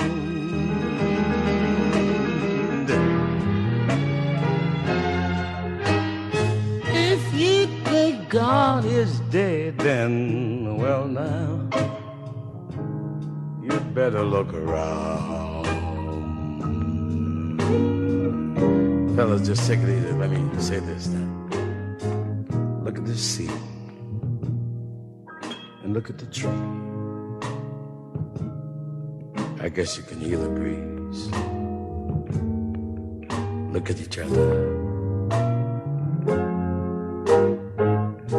And if you can't see God within all of those things that you've looked at and within yourself, then you haven't looked around. So you see, God is not dead. If you don't want to see him, you won't see him. But if you want to see him, you look around.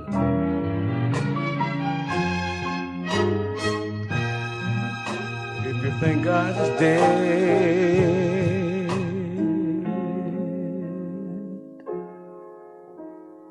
People, you should look all around.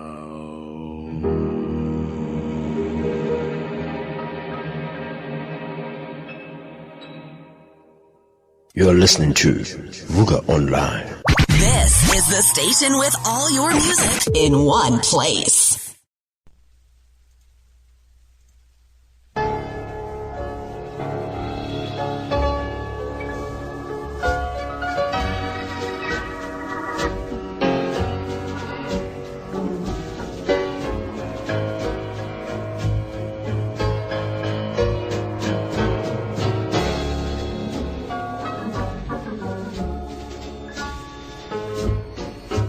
Master,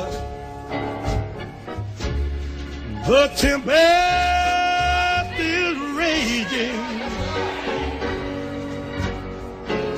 Oh, the billows are tossing high.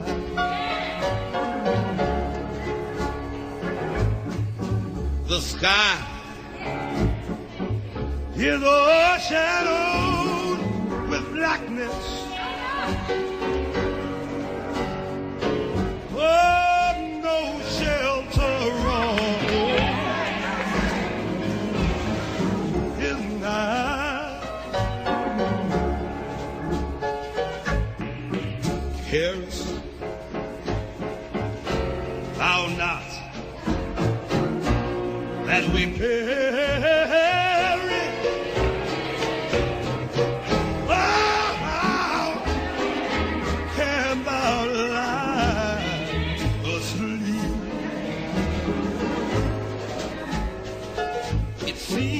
Each moment so madly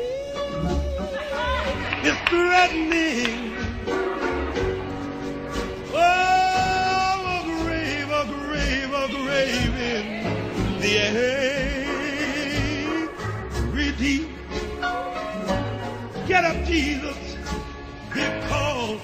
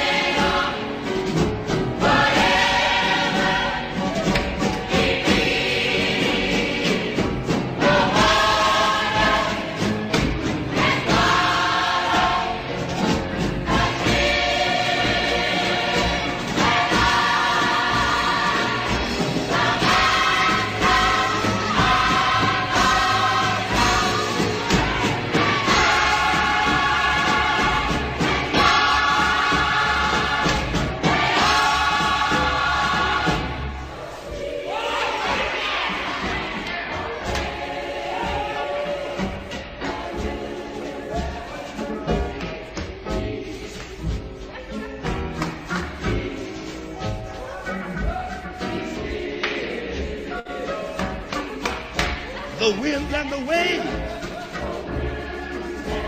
Let's go. Shall obey your will. And all you got to say, about these.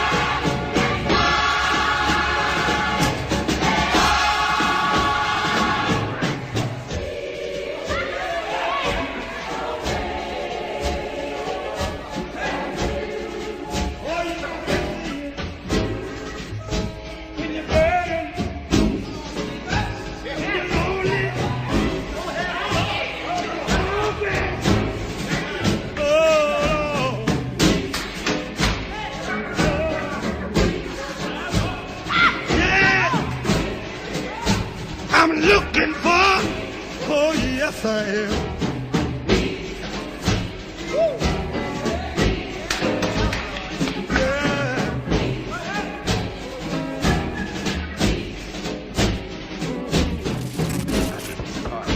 For Vuka Online News.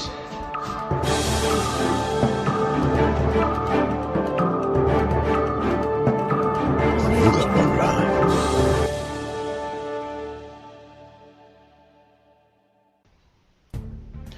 Welcome to Vuka Online Radio News at this hour. Last year, the United States massively expanded unemployment aid as COVID-19 broke out. But on September 6th, those benefits will end, forcing millions of jobless Americans, some of whom haven't worked for the entire pandemic, to make hard choices about how they will get by in an economy newly menaced by the Delta variant. The government-funded programs that increased weekly payments and gave aid to the long-term unemployed and freelancers were credited with keeping the United States from an even worse economic collapse last year.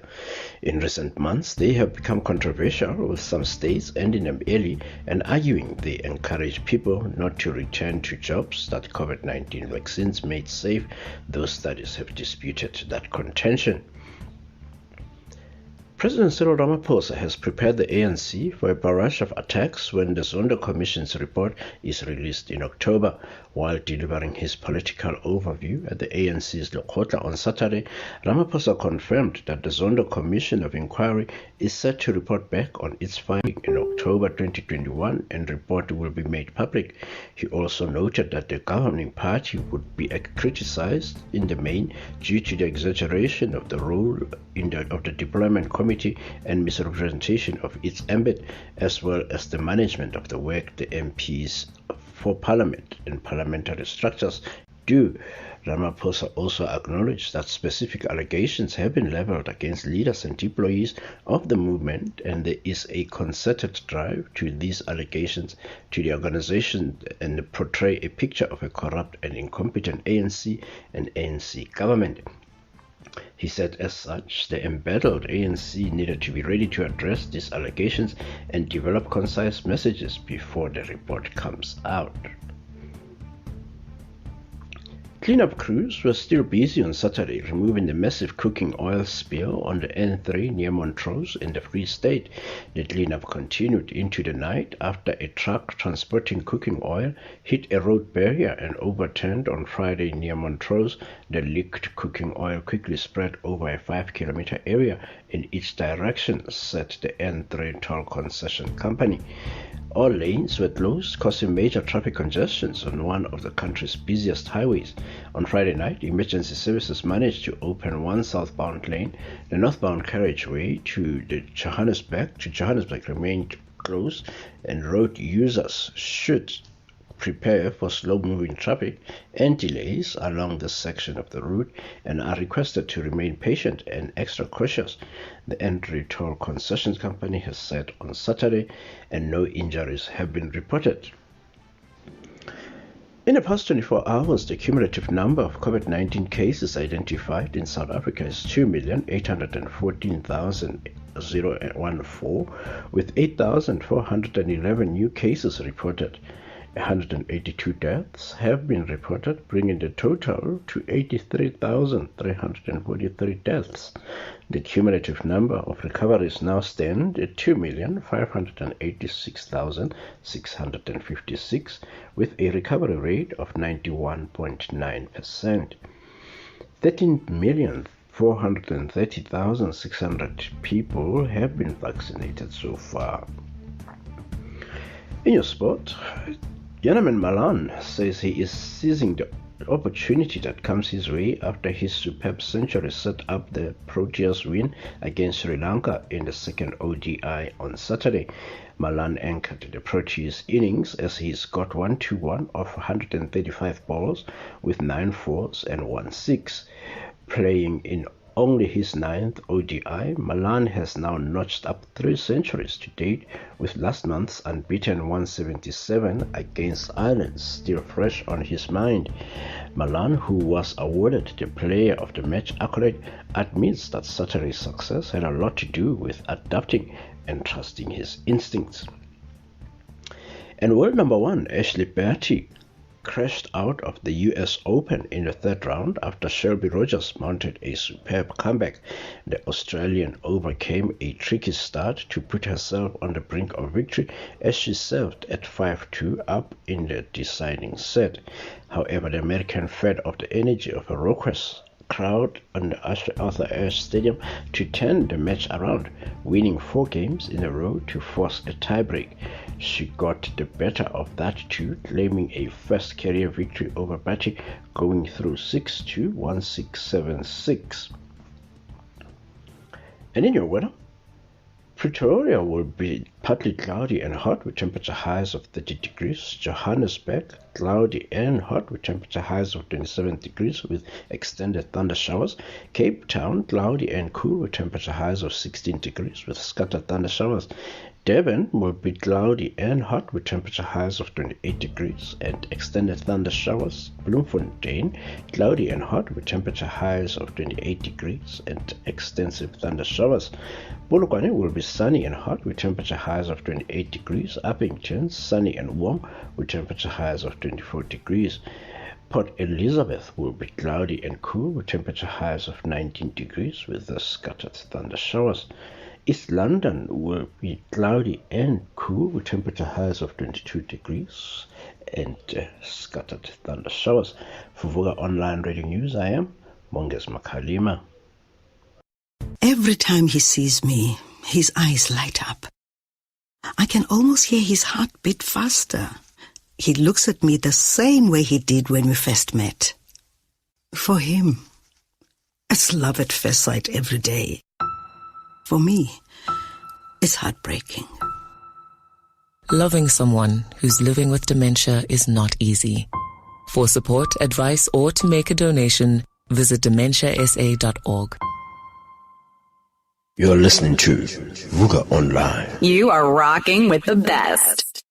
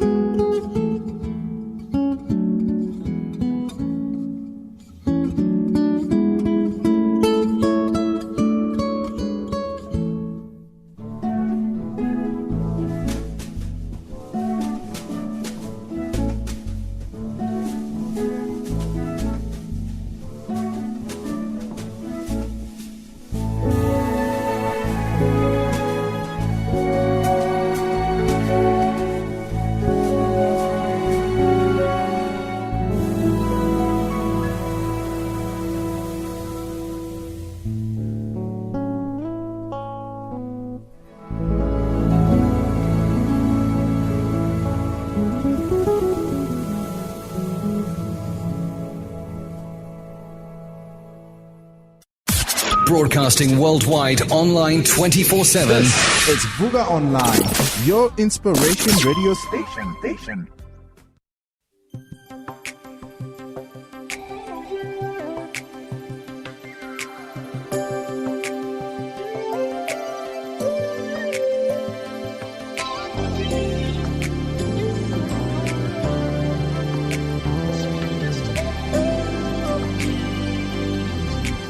Open your eyes, now what do you see? Your man in love standing right where you need me to be. Oh my love, take your time, you're such a part of me. Come taste the wine, I'll take you somewhere. The romantic music just flows in the air, and we'll be wrapped up in memories. I do believe in those love songs. They were written for all lovers, those songs. I believe in those magic words, the sweetest melodies that I've ever heard. You've touched my life in so many ways. The sound of your laughter, the joy that we share every day. I'm in love when you smile. Something comes over me. I cherish our lives, the good and the bad, the songs and the sweet times with all that we've had. I am pleased with all of those memories. I do believe in those love songs. They were written for all lovers, those songs. Magic words, the sweetest melodies that I've ever heard. I do believe in those love songs. They were written for all lovers, the songs.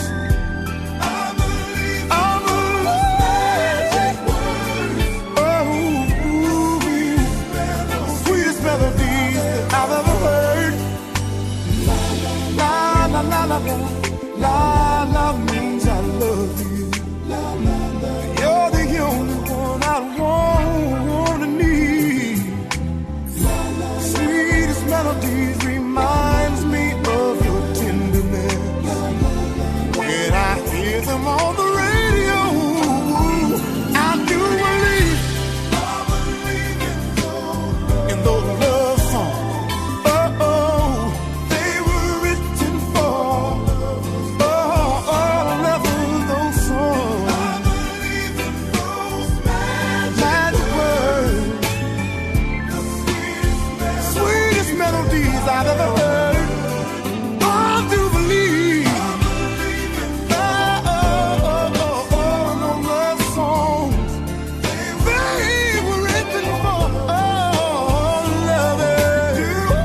I believe in those magic words, the sweetest melodies that I've ever heard.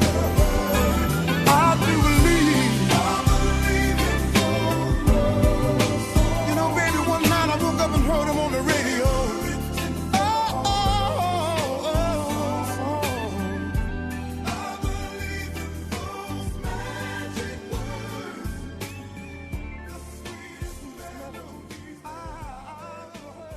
Listen to this. Can't believe you're finally leaving. I never thought this day would come. Dad? You better get going, son, or you'll miss your flight. And we wouldn't want that. Okay, I love you guys. Bye. And now the same thing in sunshine yellow. Can't believe you're finally leaving. I never thought this day would come. Dad, you'd better get going, son, or you'll miss your flight. And we wouldn't want that. Okay, love you guys. Bye. Bye! If a colour can make something sound happy, imagine how it could make it look. Metal Paints, the right colour matters. Visit metalpaints.coza. You're listening to Vuka Online. You are rocking with the best.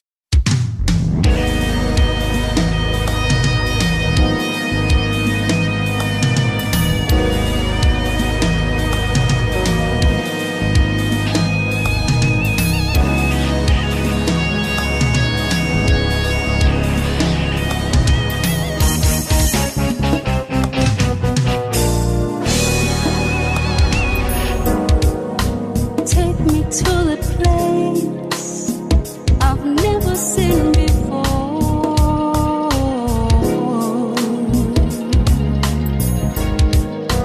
Give me wings to fly. I want to see the clouds.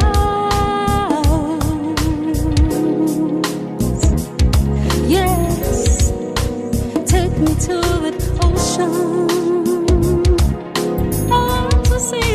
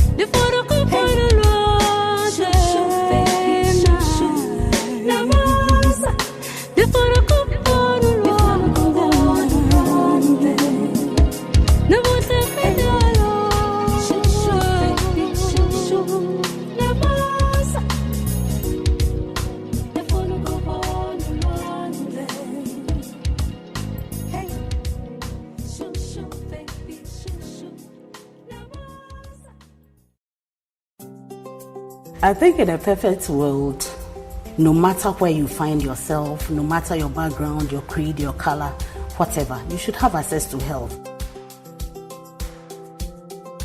أهم شيء في حياة الإنسان صحته. إذا صحته جيدة حياته سعيدة وكويسة. Ang panglawas, pinaka-importante sa tao. My health, it means to me a lot. Like as a mother, it's like foundation for me. My health means my ability to be physically, socially, and then mentally fit. And above all, my health means everything to me. Mawad-ang ko og maayong panglawas wala ko'y kusog. Unsaon ako pagbuhi ang akong pamilya ngadto sa akong mga apo. There's nothing you cannot do if you have good health. Your inspirational radio, Vuga Online. Capitalism has been embraced in the West for generations, transforming how societies lived and worked in the process. But its time may be running out.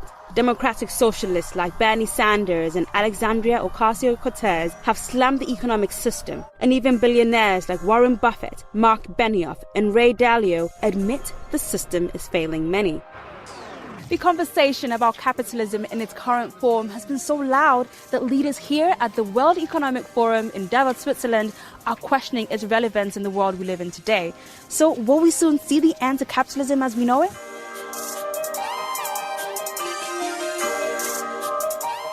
Capitalism is defined as an economic, political, and social system in which property, business, and industry are privately owned by individuals and companies, not the state. This means capital assets like land, machinery, and buildings can be purchased by private individuals or businesses.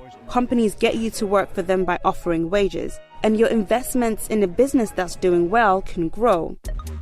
Capitalism began in 17th century Europe during a time when colonial powers including France, England, and Portugal had taken control of 84% of the world. By the 20th century, the idea had spread through most of the globe, often with detours and violent societal upheavals along the way. Even China, once a staunch communist country, has adopted state capitalism. This means private enterprise is a large and dynamic part of the economy, but the government still sets the agenda and owns several strategic sectors. The form of capitalism that we are most familiar with today is shareholder capitalism. This concept has been embraced by the world's business leaders for decades. The main idea? Make money for your investors. The theory originated from American economist Milton Friedman in the 1970s. He argued that maximizing profits for shareholders should be a corporation's only objective, while still following the law, of course.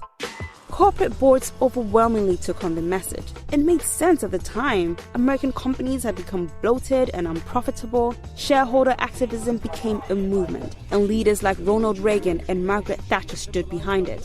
The fall of the Soviet Union solidified the message. The mantra became, greed is good. Many economists agree this form of capitalism had its advantages. Hundreds of millions of people benefited in the following decades as profit-seeking companies opened up new markets and created new jobs. But now, more and more voices are saying we've gone too far in the other direction. Critics of shareholder capitalism argue the system has had three major side effects. They say it's harmed the environment, driven inequality, and weakened economic growth. Climate change has been a hot topic for decades, but the rise of 17-year-old Greta Thunberg forced world and business leaders to pay attention. In August 2018, she skipped school and camped outside the Swedish parliament to signal that more needed to be done to combat climate change. Thunberg's demonstration galvanized her peers into action, setting off a wave of protests outside parliaments and city halls worldwide. Some environmentalists argue that prioritizing profit has encouraged short-term risky behavior like drilling for fossil fuels. This has subsequently damaged our planet, and the effects are glaringly obvious. Between 1993 and 2016, Greenland lost an average of 286 billion tons of ice per year, while Antarctica lost 127 billion tons. Then there's increasing inequality. Inequality between nations has actually decreased as countries like India and China embraced capitalism and free markets. But inequality between the rich and poor within nations has become much worse. Boards used executive pay to align their CEO's decisions with shareholder interests, and we've seen their earnings balloon as a result. Since 1978, CEO compensation has grown 940%. The typical worker, on the other hand, has only seen their compensation grow by 12%. Take Amazon, for example. Its founder, Jeff Bezos, is the richest person in the world. At the same time, the tech giant has faced multiple accusations and reports of poor pay and working conditions for its warehouse workers. And it's not just in the United States. Globally, the bottom half of adults account for less than 1% of the world's wealth, while the top 1% owns nearly half. While many may argue this disparity is unfair, some go even further, saying this obsession with profit is slowing economic growth. Even the chief executive of BlackRock, the world's biggest money manager, agrees. In a letter sent to the CEOs of the world's biggest companies, Larry thinks that the pressure to keep share prices high has led to executives underinvesting in innovation, skilled workforces, or essential capital expenditures. The bottom line, he says businesses are sacrificing long-term value for short-term financial gain. And as the rich get richer, less money is getting spent and spread throughout the economy. In 2019, the rich cut down their spending on everything from homes and art to jewelry and retail, sparking fears of a trickle-down recession from the top. The average consumer, on the other hand, is more likely to spend their earnings and drive economic growth as a result. These factors are helping to fuel the backlash against capitalism as we know it. This poll in the US found only about 1 in 5 of 18 to 34-year-olds have positive feelings about capitalism, with most responding neutrally or even negatively to the concept. This change in sentiment may explain why even some of the 1% are beginning to question the traditional definition of capitalism. Enter conscious capitalism, also known as stakeholder capitalism or inclusive capitalism. These buzzwords all convey something similar: an economic system that aims to achieve more than just shareholder profit. It calls for corporations to also consider how their decisions will affect other stakeholders, including their staff, community, collaborators, governments, consumers, and suppliers. For example, an oil company needs to also acknowledge the finite nature of fossil fuels and their impact on the environment. Or a retail fashion brand should also be mindful of its supply chain and workers toiling away in factories. Here in the Swiss Alps, the World Economic Forum has launched a new Davos Manifesto as it celebrates its 50th anniversary. It set ethical principles that it hopes will guide companies moving forward.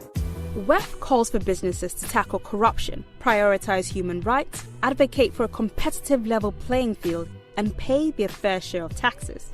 ACT, as a Dutch historian scolding billionaires for not paying their fair share, was one of the conference's viral moments. We got to be talking about taxes. Yes. That's it. Taxes, taxes, taxes. CEOs in the private sector have already started showing their support. In August of 2019, the Business Roundtable, comprising the chief executive officers of nearly 200 major US companies, declared maximizing shareholder value was no longer the main focus of their corporations. Wall Street is also embracing sustainable investing, which takes environmental, social, and corporate governance factors into consideration. According to the Global Sustainable Investment Alliance, these investments grew to more than $30 trillion in 2018. And more enterprises focused on social good are springing up by the day, including Patagonia and Tom's Shoes.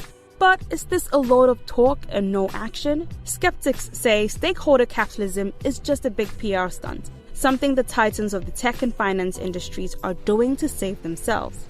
And shareholder capitalism's advocates say having too many objectives means there's no true north for companies, meaning the system will eventually fail.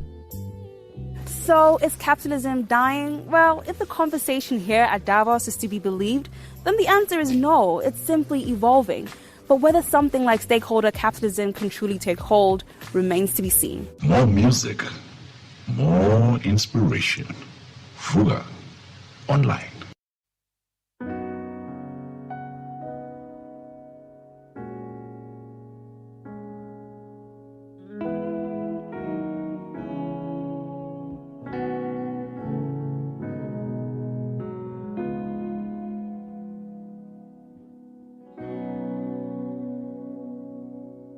Sometimes the darkness sits on my chest, making it harder to tell east from west, and bruised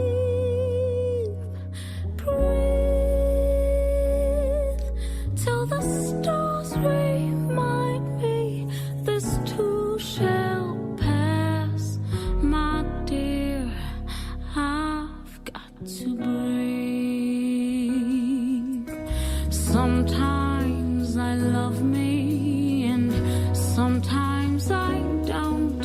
But I've got to walk this hard wire alone and breathe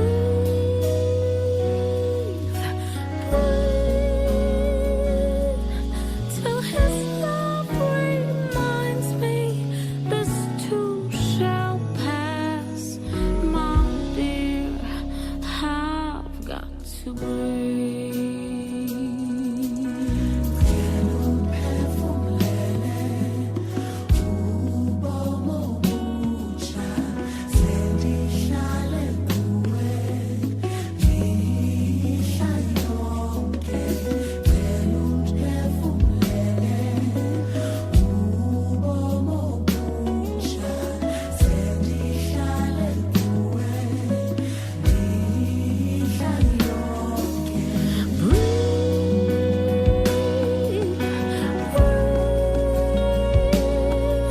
Till the stars remind me this too shall pass.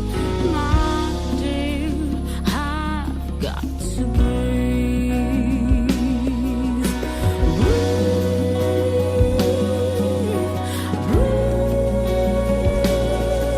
Till his love reminds me this too shall pass.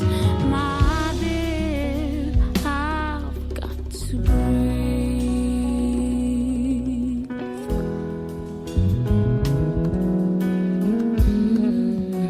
I've got to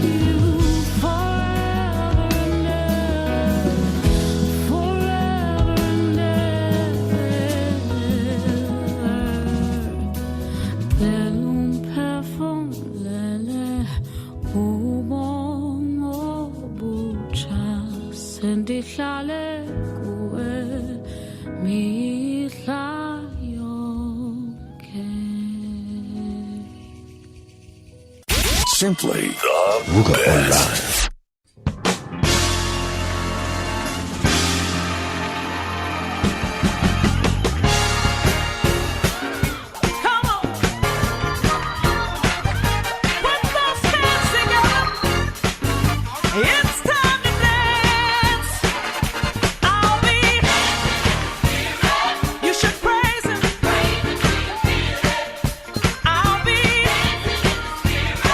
You should praise him.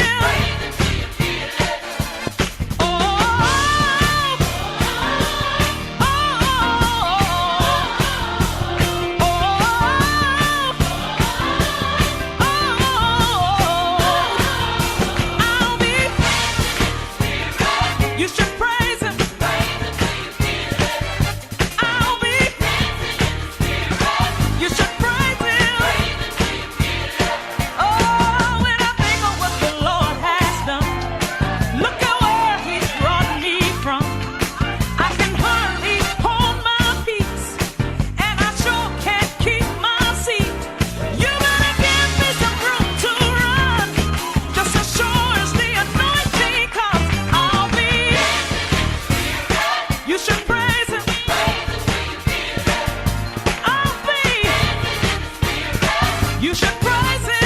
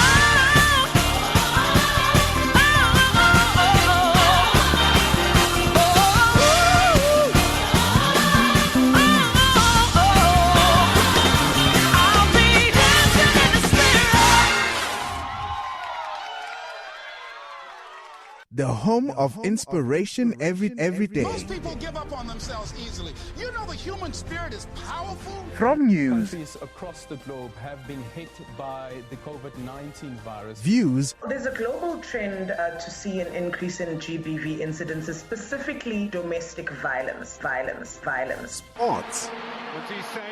It's a really good ball. It's Shabalala. And music to inspire you every day.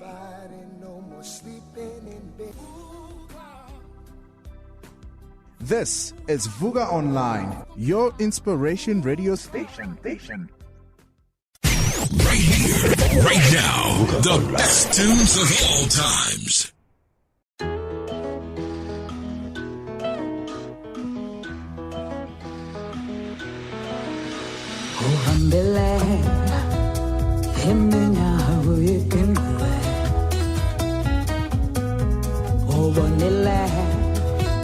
Ushavala washumuze How am I? Wandiyini ngoluleba How am Zaliwa? Nithi yini ngoluleba Wemuntu Wendoda Vuguzba Sakumuze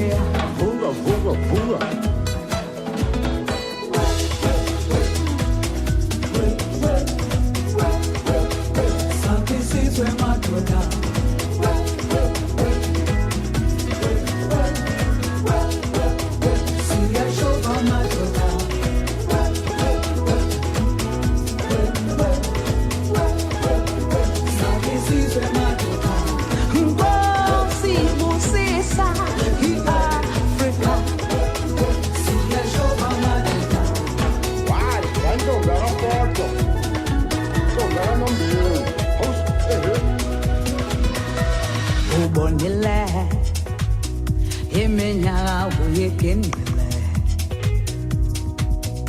sisalelwe ingxabano kuxhaphazana awema ukanti yini inkululeko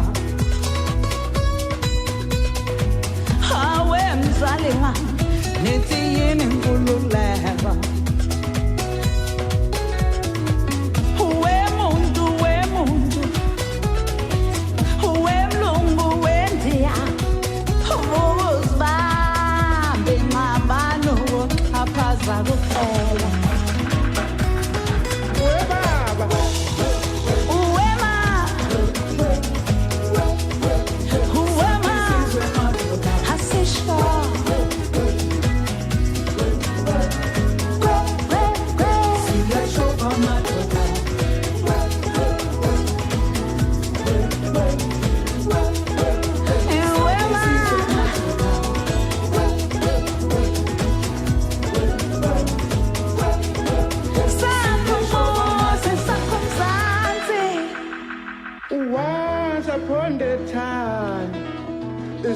Sapuba matambo Overhambile Bonka bebe siboni sindela Bagaluma Abashiyanga lutho Ukuthi sibone sifunda siphilisana Bakhohliwe kodwa balushiye luthando Bafulathele kodwa sisele sodwana Welungu wendiya ubuzwa mesakumzansi Wendoda wemlungu wendiya ubuzwa mesakumuzi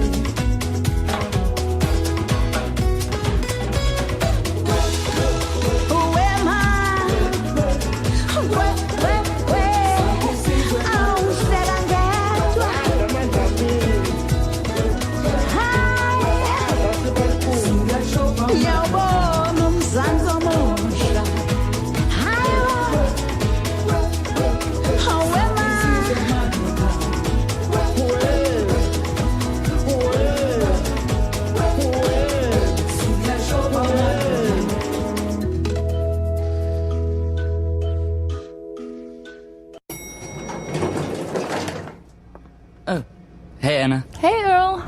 You look nice today. Oh. Not like you don't look nice every day. I mean, you look nice all days. Just Thank you. every day you look nice. That's what I was trying to say. I mean, I don't take notes of every item you wear No. or anything. Like, I don't follow you. Relax. Well, I do, but only on social media. I mean, is it illegal? Lock me up, officer. No. I follow Anna. Of course not. On social media. Except for the one. Because someone hasn't accepted my friend request. Did you find your cat? Puffins, the last time we spoke, you said he'd gone missing. I know that was like 2 years ago, but that's the last time we spoke. 30 March 2015. My birthday. Whatever. This is my floor. No, it isn't. Some people just can't stop themselves. That's why the new Volkswagen Golf 7 comes with brake assist. Volkswagen, we make the future real. Your inspirational radio, Vuga Online.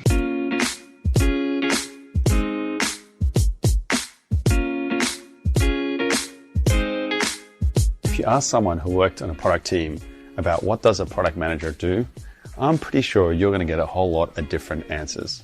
It is pretty amazing that you can still go to conferences or read blogs that still talk about what is a product manager. And over the last 10 years, there has been an explosion of product management tooling, jobs, and training just in that discipline. Hi, I'm Sharif Mansour. I'm an accidental product manager. I fell into product management from an engineering role. And over the last 10 years, I've seen Atlassian's product management team go from 10 to over 140 product managers.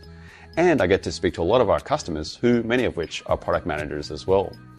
And I talked to them about how they do product management. And the truth is, there is no clear answer. Defining the role of product management is really complex, and there are 3 reasons for this. First is product management has had a long history. In 2012, Ben Horowitz defined the role of a product manager as the CEO of a product. And that was pretty standard for many years. And what he was getting at was the responsibilities of a product manager. Everything from motivating the team, defining the problem, and defining what success looks like. Since then, the product manager as a CEO analogy has been critiqued. As a simple example, a product manager doesn't really have any reports.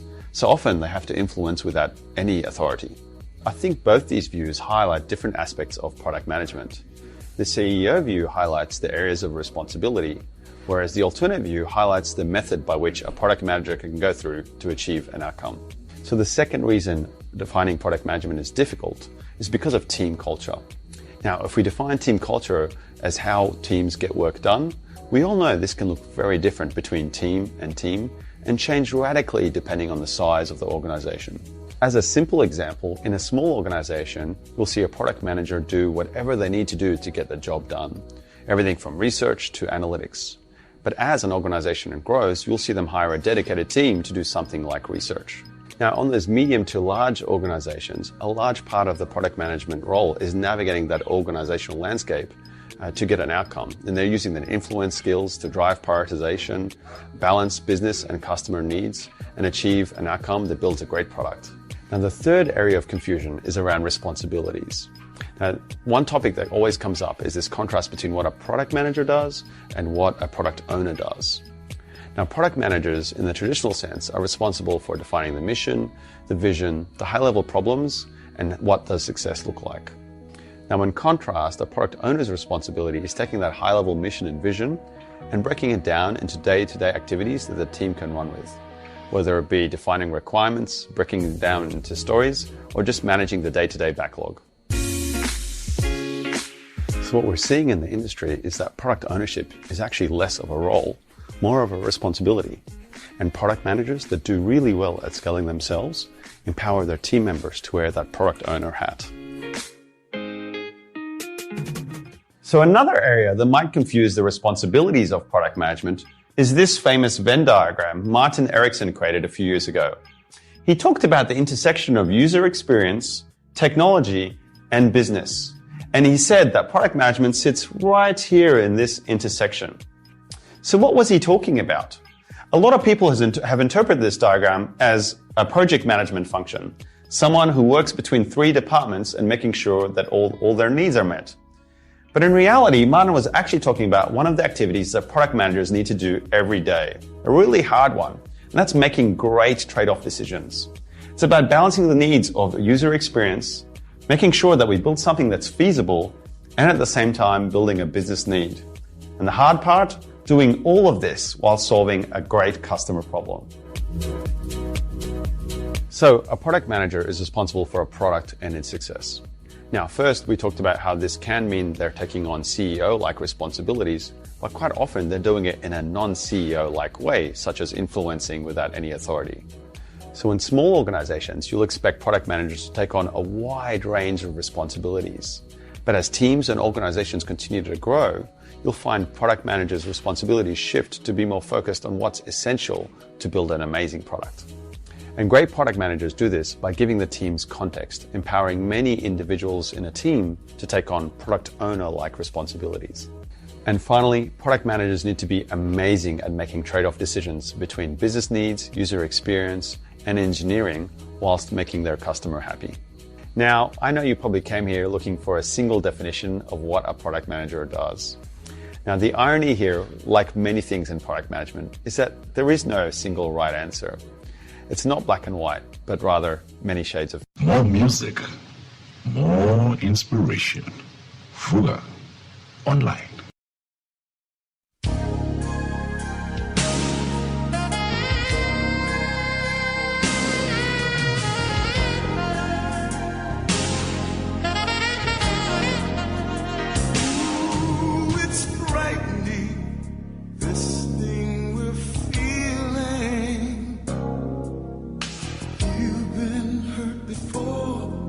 Now you want to be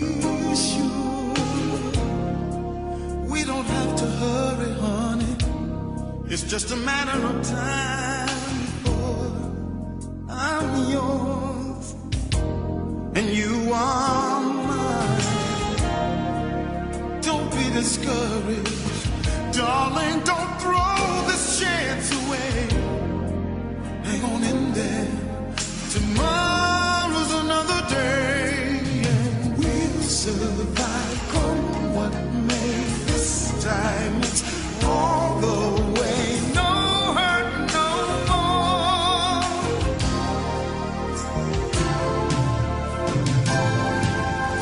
Nothing these days lasts forever. My love will, yes it will. What's gonna keep us together? My love will, always will. Always, they say it can't be done. We're headed for a fall, but we'll prove them wrong. We're gonna have it all. We'll survive, come what may. This time it's all the way, no hurt no more. Whoa, nothing these days lasts forever. My love will, yes it will. And what's gonna keep us together? My love will, always will, always.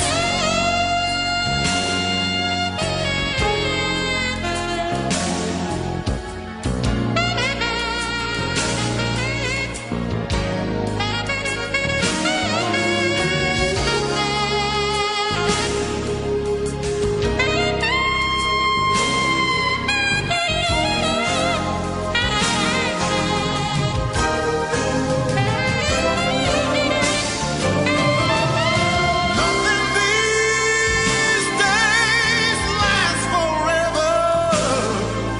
My love will, oh yes it will. What's gonna keep us together, baby? My love will, it always will. Nothing these days lasts forever. My love will. And if you would like to know what's gonna keep us together, baby, my love will.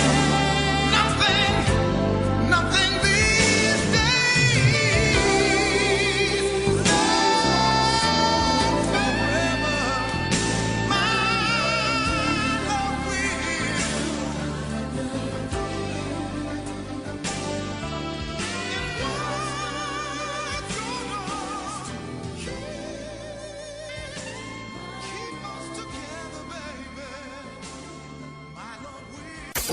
Strap yourself in because we're set up, switched on, and ready to go.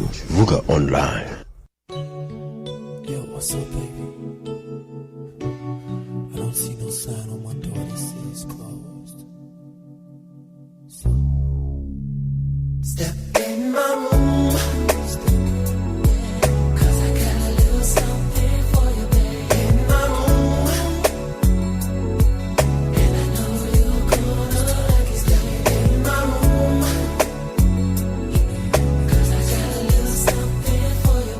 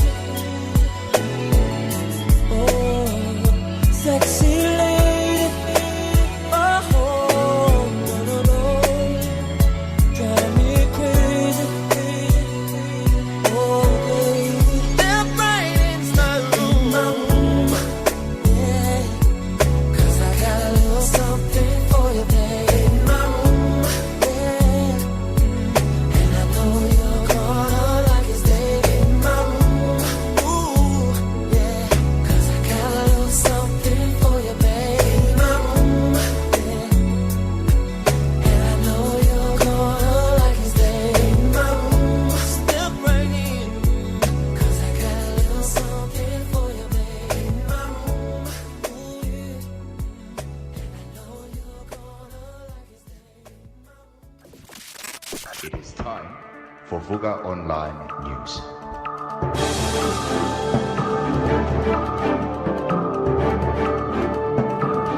Vuka Online.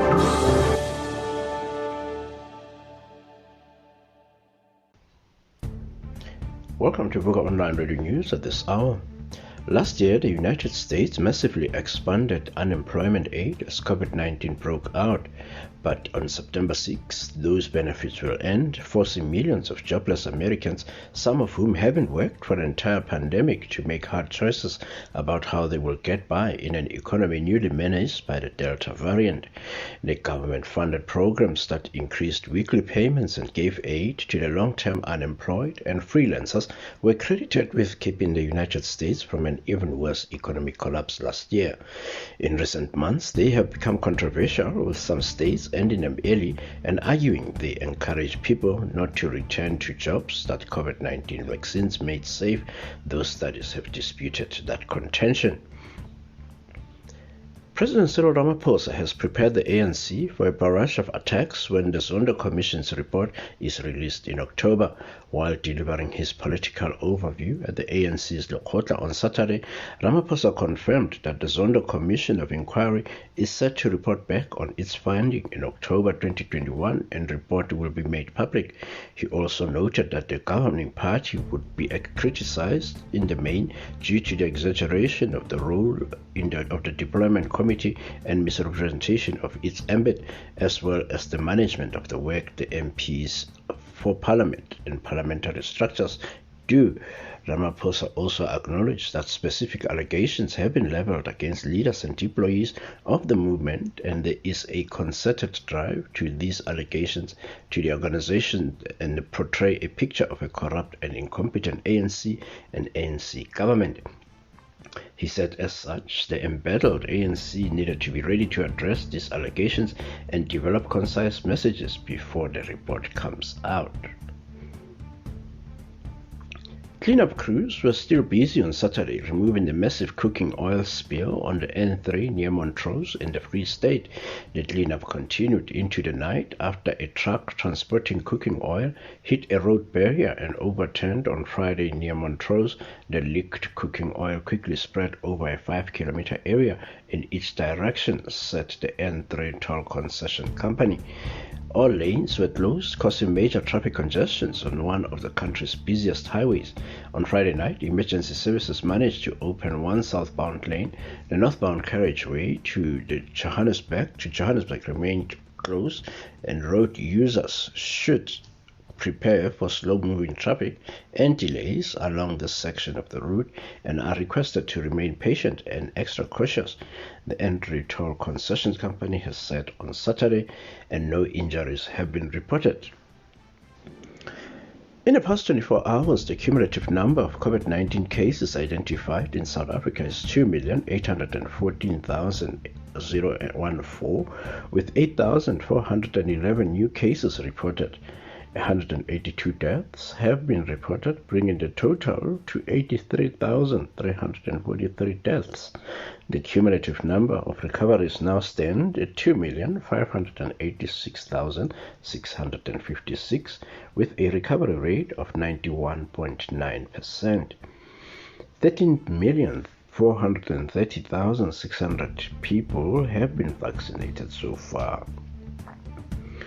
In your sport, Johannes Malan says he is seizing the opportunity that comes his way after his superb century set up the Proteas win against Sri Lanka in the second ODI on Saturday. Malan anchored the Proteas innings as he scored 121 off 135 balls with 9 fours and 1 6. Playing in only his 9th ODI, Malan has now notched up 3 centuries to date, with last month's unbeaten 177 against Ireland still fresh on his mind. Malan, who was awarded the Player of the Match accolade, admits that Saturday's success had a lot to do with adapting and trusting his instincts. And world number 1 Ashley Barty crashed out of the US Open in the third round after Shelby Rogers mounted a superb comeback. The Australian overcame a tricky start to put herself on the brink of victory as she served at 5-2 up in the deciding set. However, the American fed off the energy of a raucous crowd on the Arthur Ashe Stadium to turn the match around, winning 4 games in a row to force a tiebreak. She got the better of that too, claiming a first career victory over Batty, going through 6-2, 1-6, 7-6. And in your weather, Pretoria will be partly cloudy and hot with temperature highs of 30 degrees. Johannesburg, cloudy and hot with temperature highs of 27 degrees with extended thunder showers. Cape Town, cloudy and cool with temperature highs of 16 degrees with scattered thunder showers. Durban will be cloudy and hot with temperature highs of 28 degrees and extended thunder showers. Bloemfontein, cloudy and hot with temperature highs of 28 degrees and extensive thunder showers. Polokwane will be sunny and hot with temperature highs of 28 degrees. Uppington, sunny and warm with temperature highs of 24 degrees. Port Elizabeth will be cloudy and cool with temperature highs of 19 degrees with the scattered thunder showers. East London will be cloudy and cool with temperature highs of 22 degrees and scattered thunder showers. For Vuka Online Radio News, I am Monges Makalima.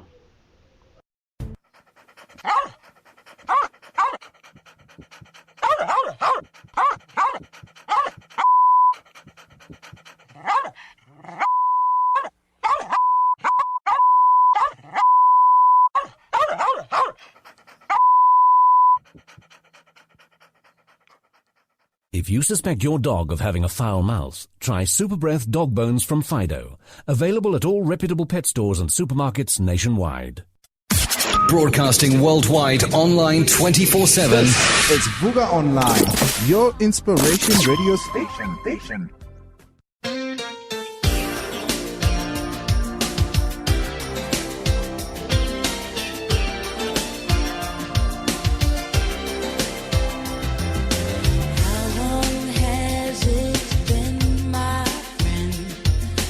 Talk like this, seems years since then, since I held you, since I touched you, been a long time.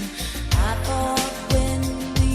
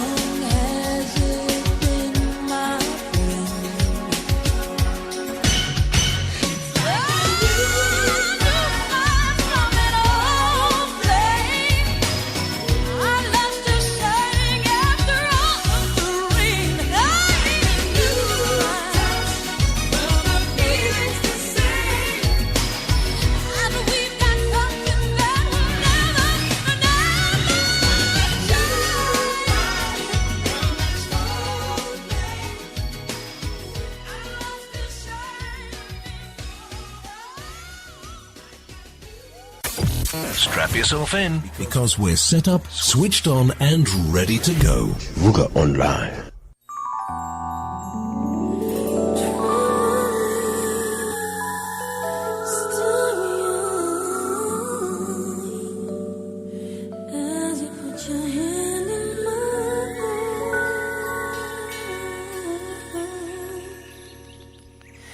It was twilight on the 4th of July. Sparkling colors were strewn across the sky, and we sat close enough that we just barely touched, while Roman candles were soaring above us. And baby, then you put your hand in mine.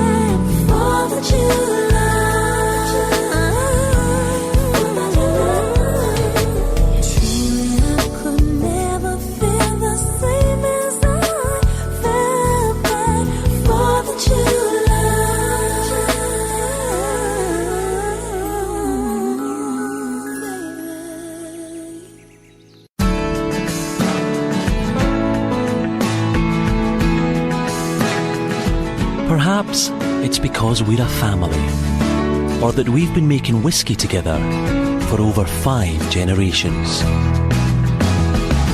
That at Grant's, we believe friends aren't the people you do things with, they're the people you share things with. Discover a different angle. Grant's Whiskey. You're listening to Vuka Online. You are rocking with the best.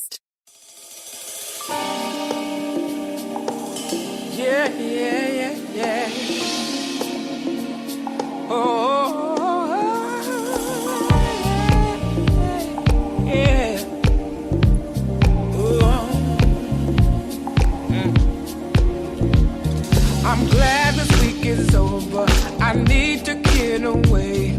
Go home and throw my clothes on. Come get you right away. Can't wait to see you looking lovely. I hope you're thinking of me. Cause all I want is time with you and don't need nothing more.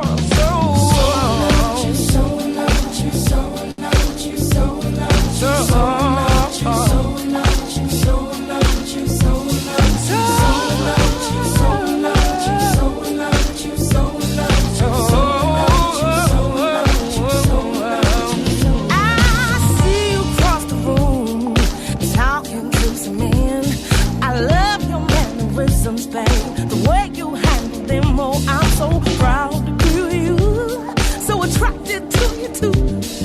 You're so damn good to me in everything you do. Cause I am so in love. Oh, I'm so in love with you. I'm so in love. Oh, baby, I'm so. Listen, I'm so in love with you that I can't help myself. Can't help it. As long as it's me and you, we don't need nothing else. I got you. Hey, hey, hey, yeah, yeah. Make it last forever. I'm so in love. Ooh. First thing in the morning, when I open my eyes and see you, I feel like a breath of fresh air. I feel like I could fly, that I could get by. You know that I love you, baby. Any obstacle that comes my way, you know I'd do anything for you. Cause of your love.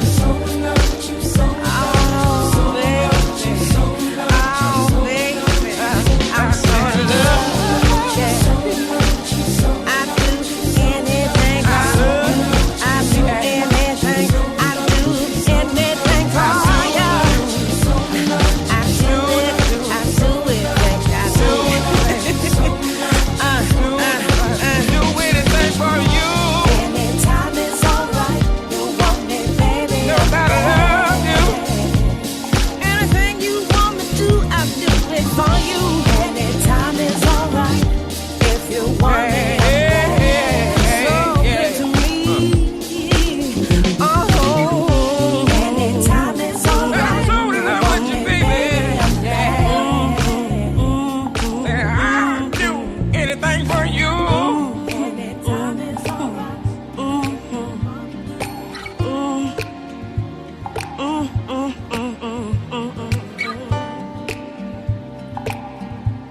Anything you want me to do.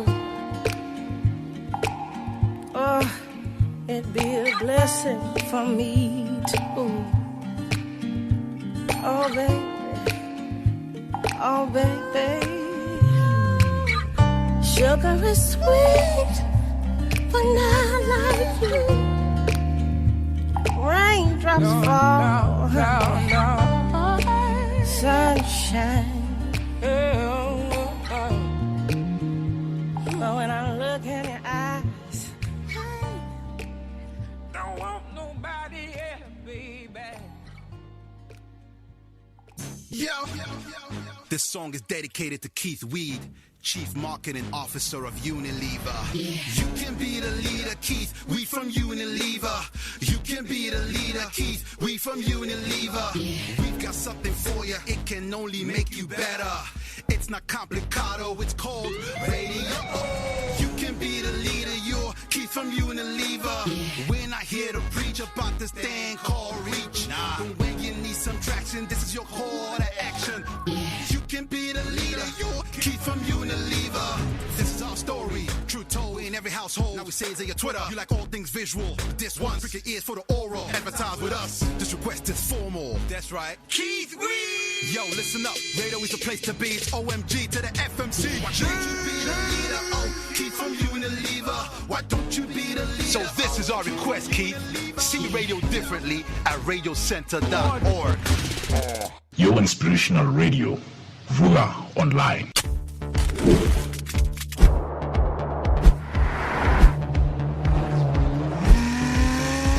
Norway is embarking on the largest roadway infrastructure plan in its history.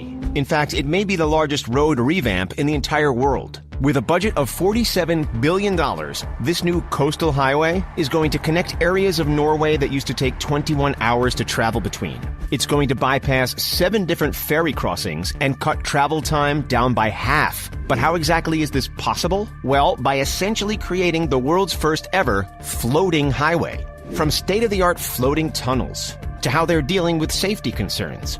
Here's a look inside Norway's ambitious new project.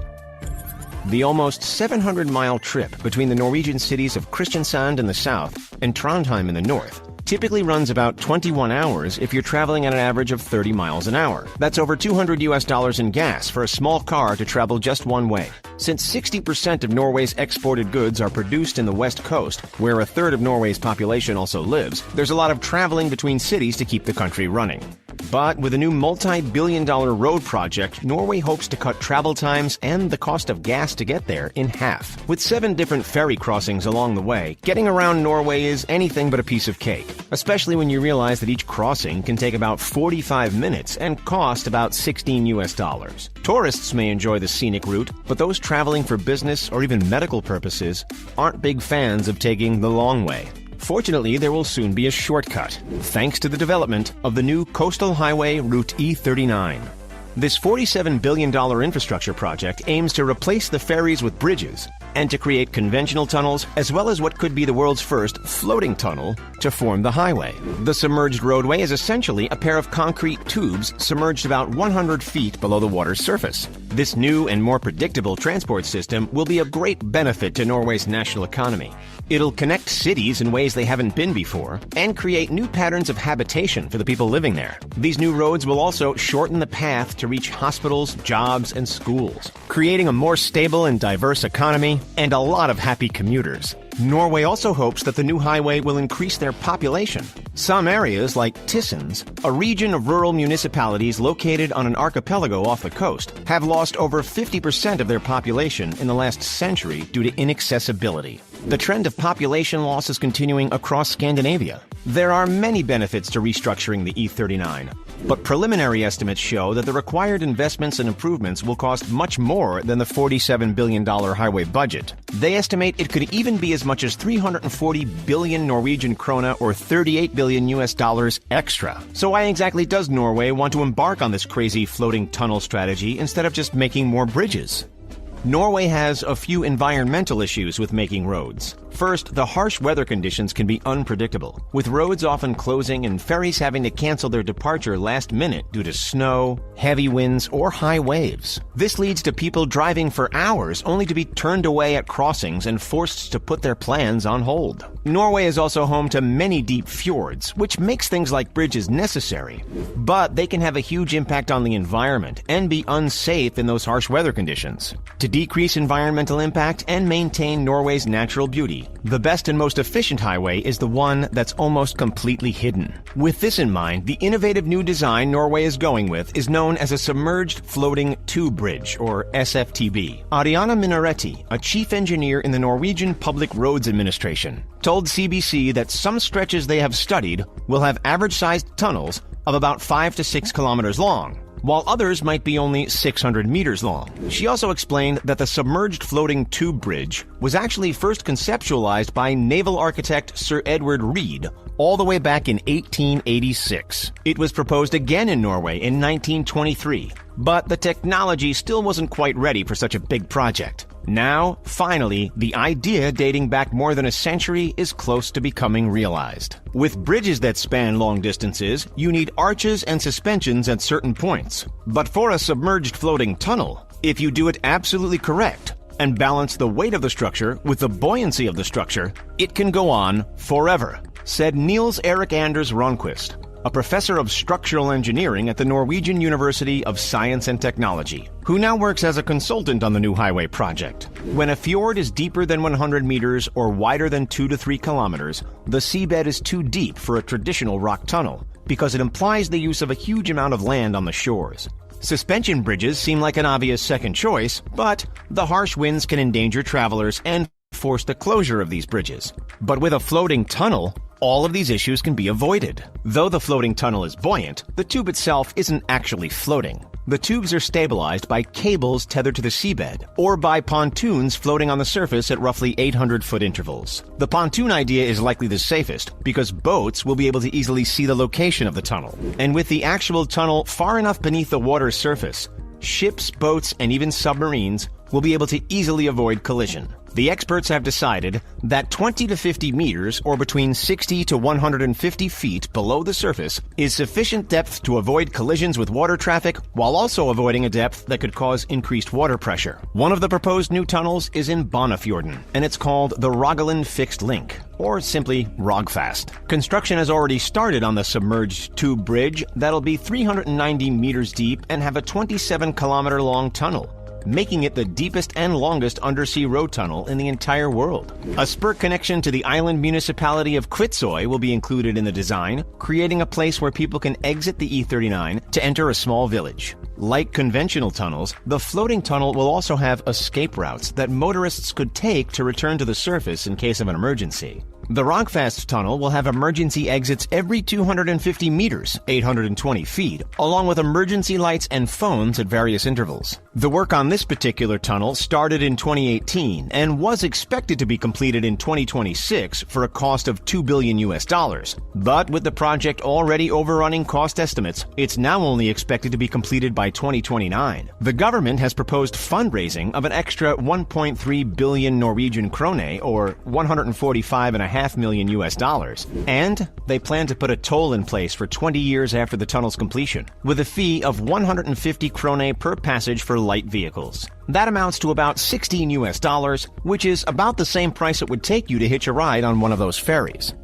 The design for these submerged tunnels is definitely innovative, but with innovation comes a lot of brand new problems. Fires and explosions are a major concern, as escaping an underwater tunnel isn't exactly the easiest thing to do. Just imagine being stuck 150 feet underwater while disaster occurs. That possibility is enough to make even the most seasoned traveler anxious. Thankfully, Norway is already on the case to make sure their floating tunnels are as safe as possible. They have been testing small-scale fires and explosions in their tunnels to plan for cases where a truck is carrying dangerous goods or two large vehicles collide. They need to have a prepared and standardized exit strategy, as well as a response team that can quickly get down to the tunnels if anything goes wrong. Access for emergency services is absolutely crucial. However, the most challenging part of the design is getting to know the fjords and the best way to maneuver around or through them without causing any lasting environmental damage. Thankfully, the Norwegian Public Roads Administration has been studying Norway's natural landscape for years to best understand how automobiles and the environment can safely coexist. Even with their vast knowledge and research,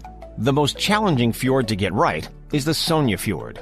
At 3.7 kilometers wide and 1.3 kilometers deep at its lowest point. Nicknamed the King of the Fjords, it's the largest and deepest fjord in Norway, as well as the hardest to build upon.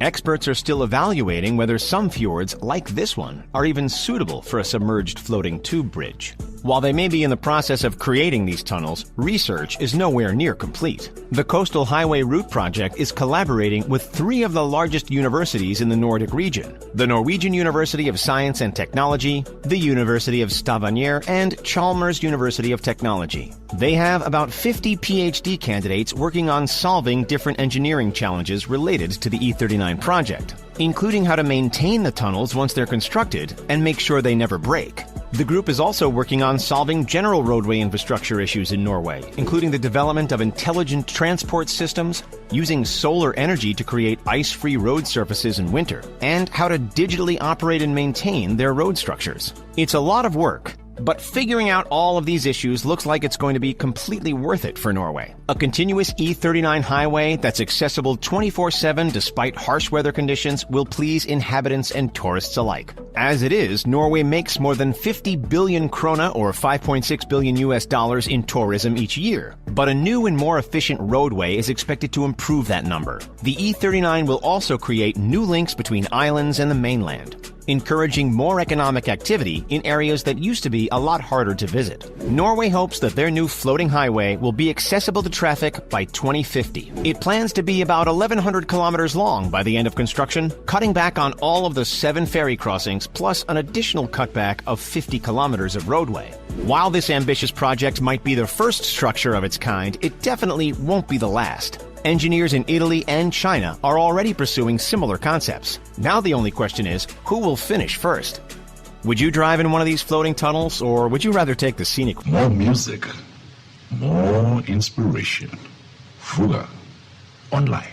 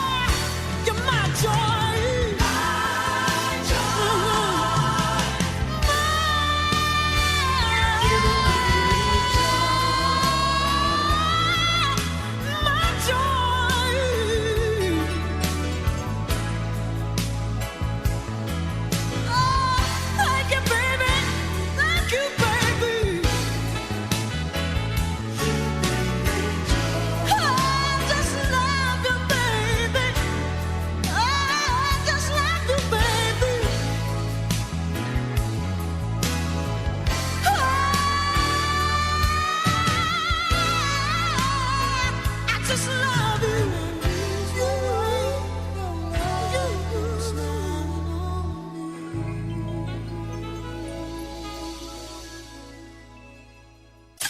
we play your music your way all day, every day. This is Vuka Online, your inspiration radio station.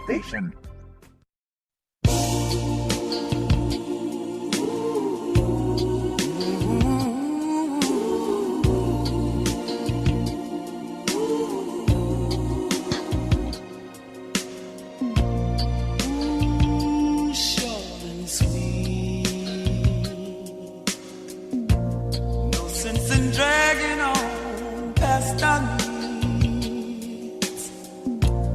Let's don't keep it hanging on. If the fire's out, we should both be gone.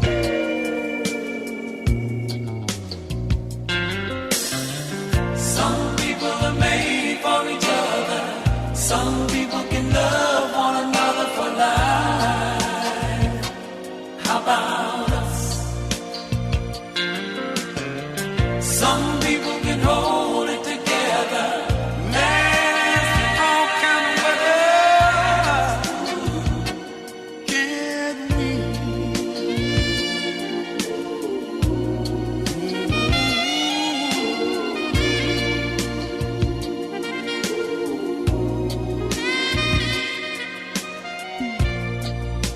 Now don't you get me wrong. What you saying to me, baby? 'Cause I'm not trying now to end it all. It's just something new. It's just that I have seen too many lovers' hearts lose their dreams. We won't lose it. Some people are made for each other. Some people can love one another for life. How about us? Some people can hold it together.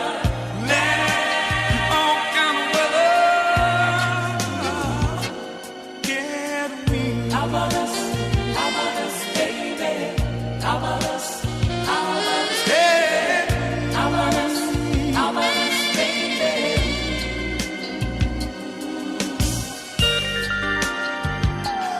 Are we gonna make it, girl? Or are we gonna drift and drift and drift together? Some people are made for each other. Some people can love one another for life. How about us? How about us, baby? Some people can hold. Some people can hold together. How about us? Some people are made for each other. Some people can love one another for life. Some people can love one another for life. How about us, baby? Some people can hold. Some people can hold it together. How about us?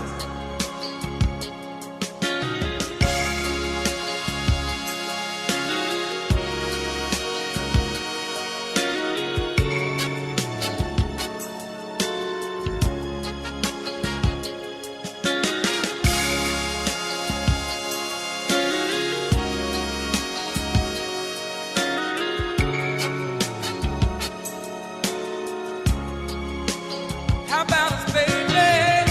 Some people are made for each other. Some people can love one another for life. Some people can love one another for life. You and me, baby. Some people can hold it together. Hold it together. Can we see that we can make it, baby? Some people are made for each other. Some people can love one another. SABS test the test number 23. Vacuum cleaners. Okay, so I'm going to vacuum something up and you tell me what it is. Got it. Chips, salt and vinegar, 3 days old. Right. Apple juice, 60% concentration. Yeah, well done. Smarties, 3 blues, 1 green, and 4 yellows. It's 3 yellows. Very good. At SABS, we pride ourselves on our rigorous testing, even when testing our testers. SABS, your trusted mark of approval. Strap yourself in, because we're set up, switched on, and ready to go. Vuka Online.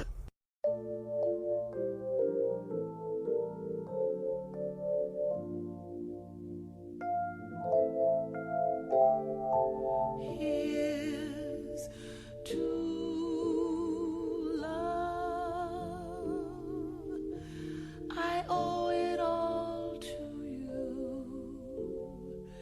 You stepped into my life and brought me happiness.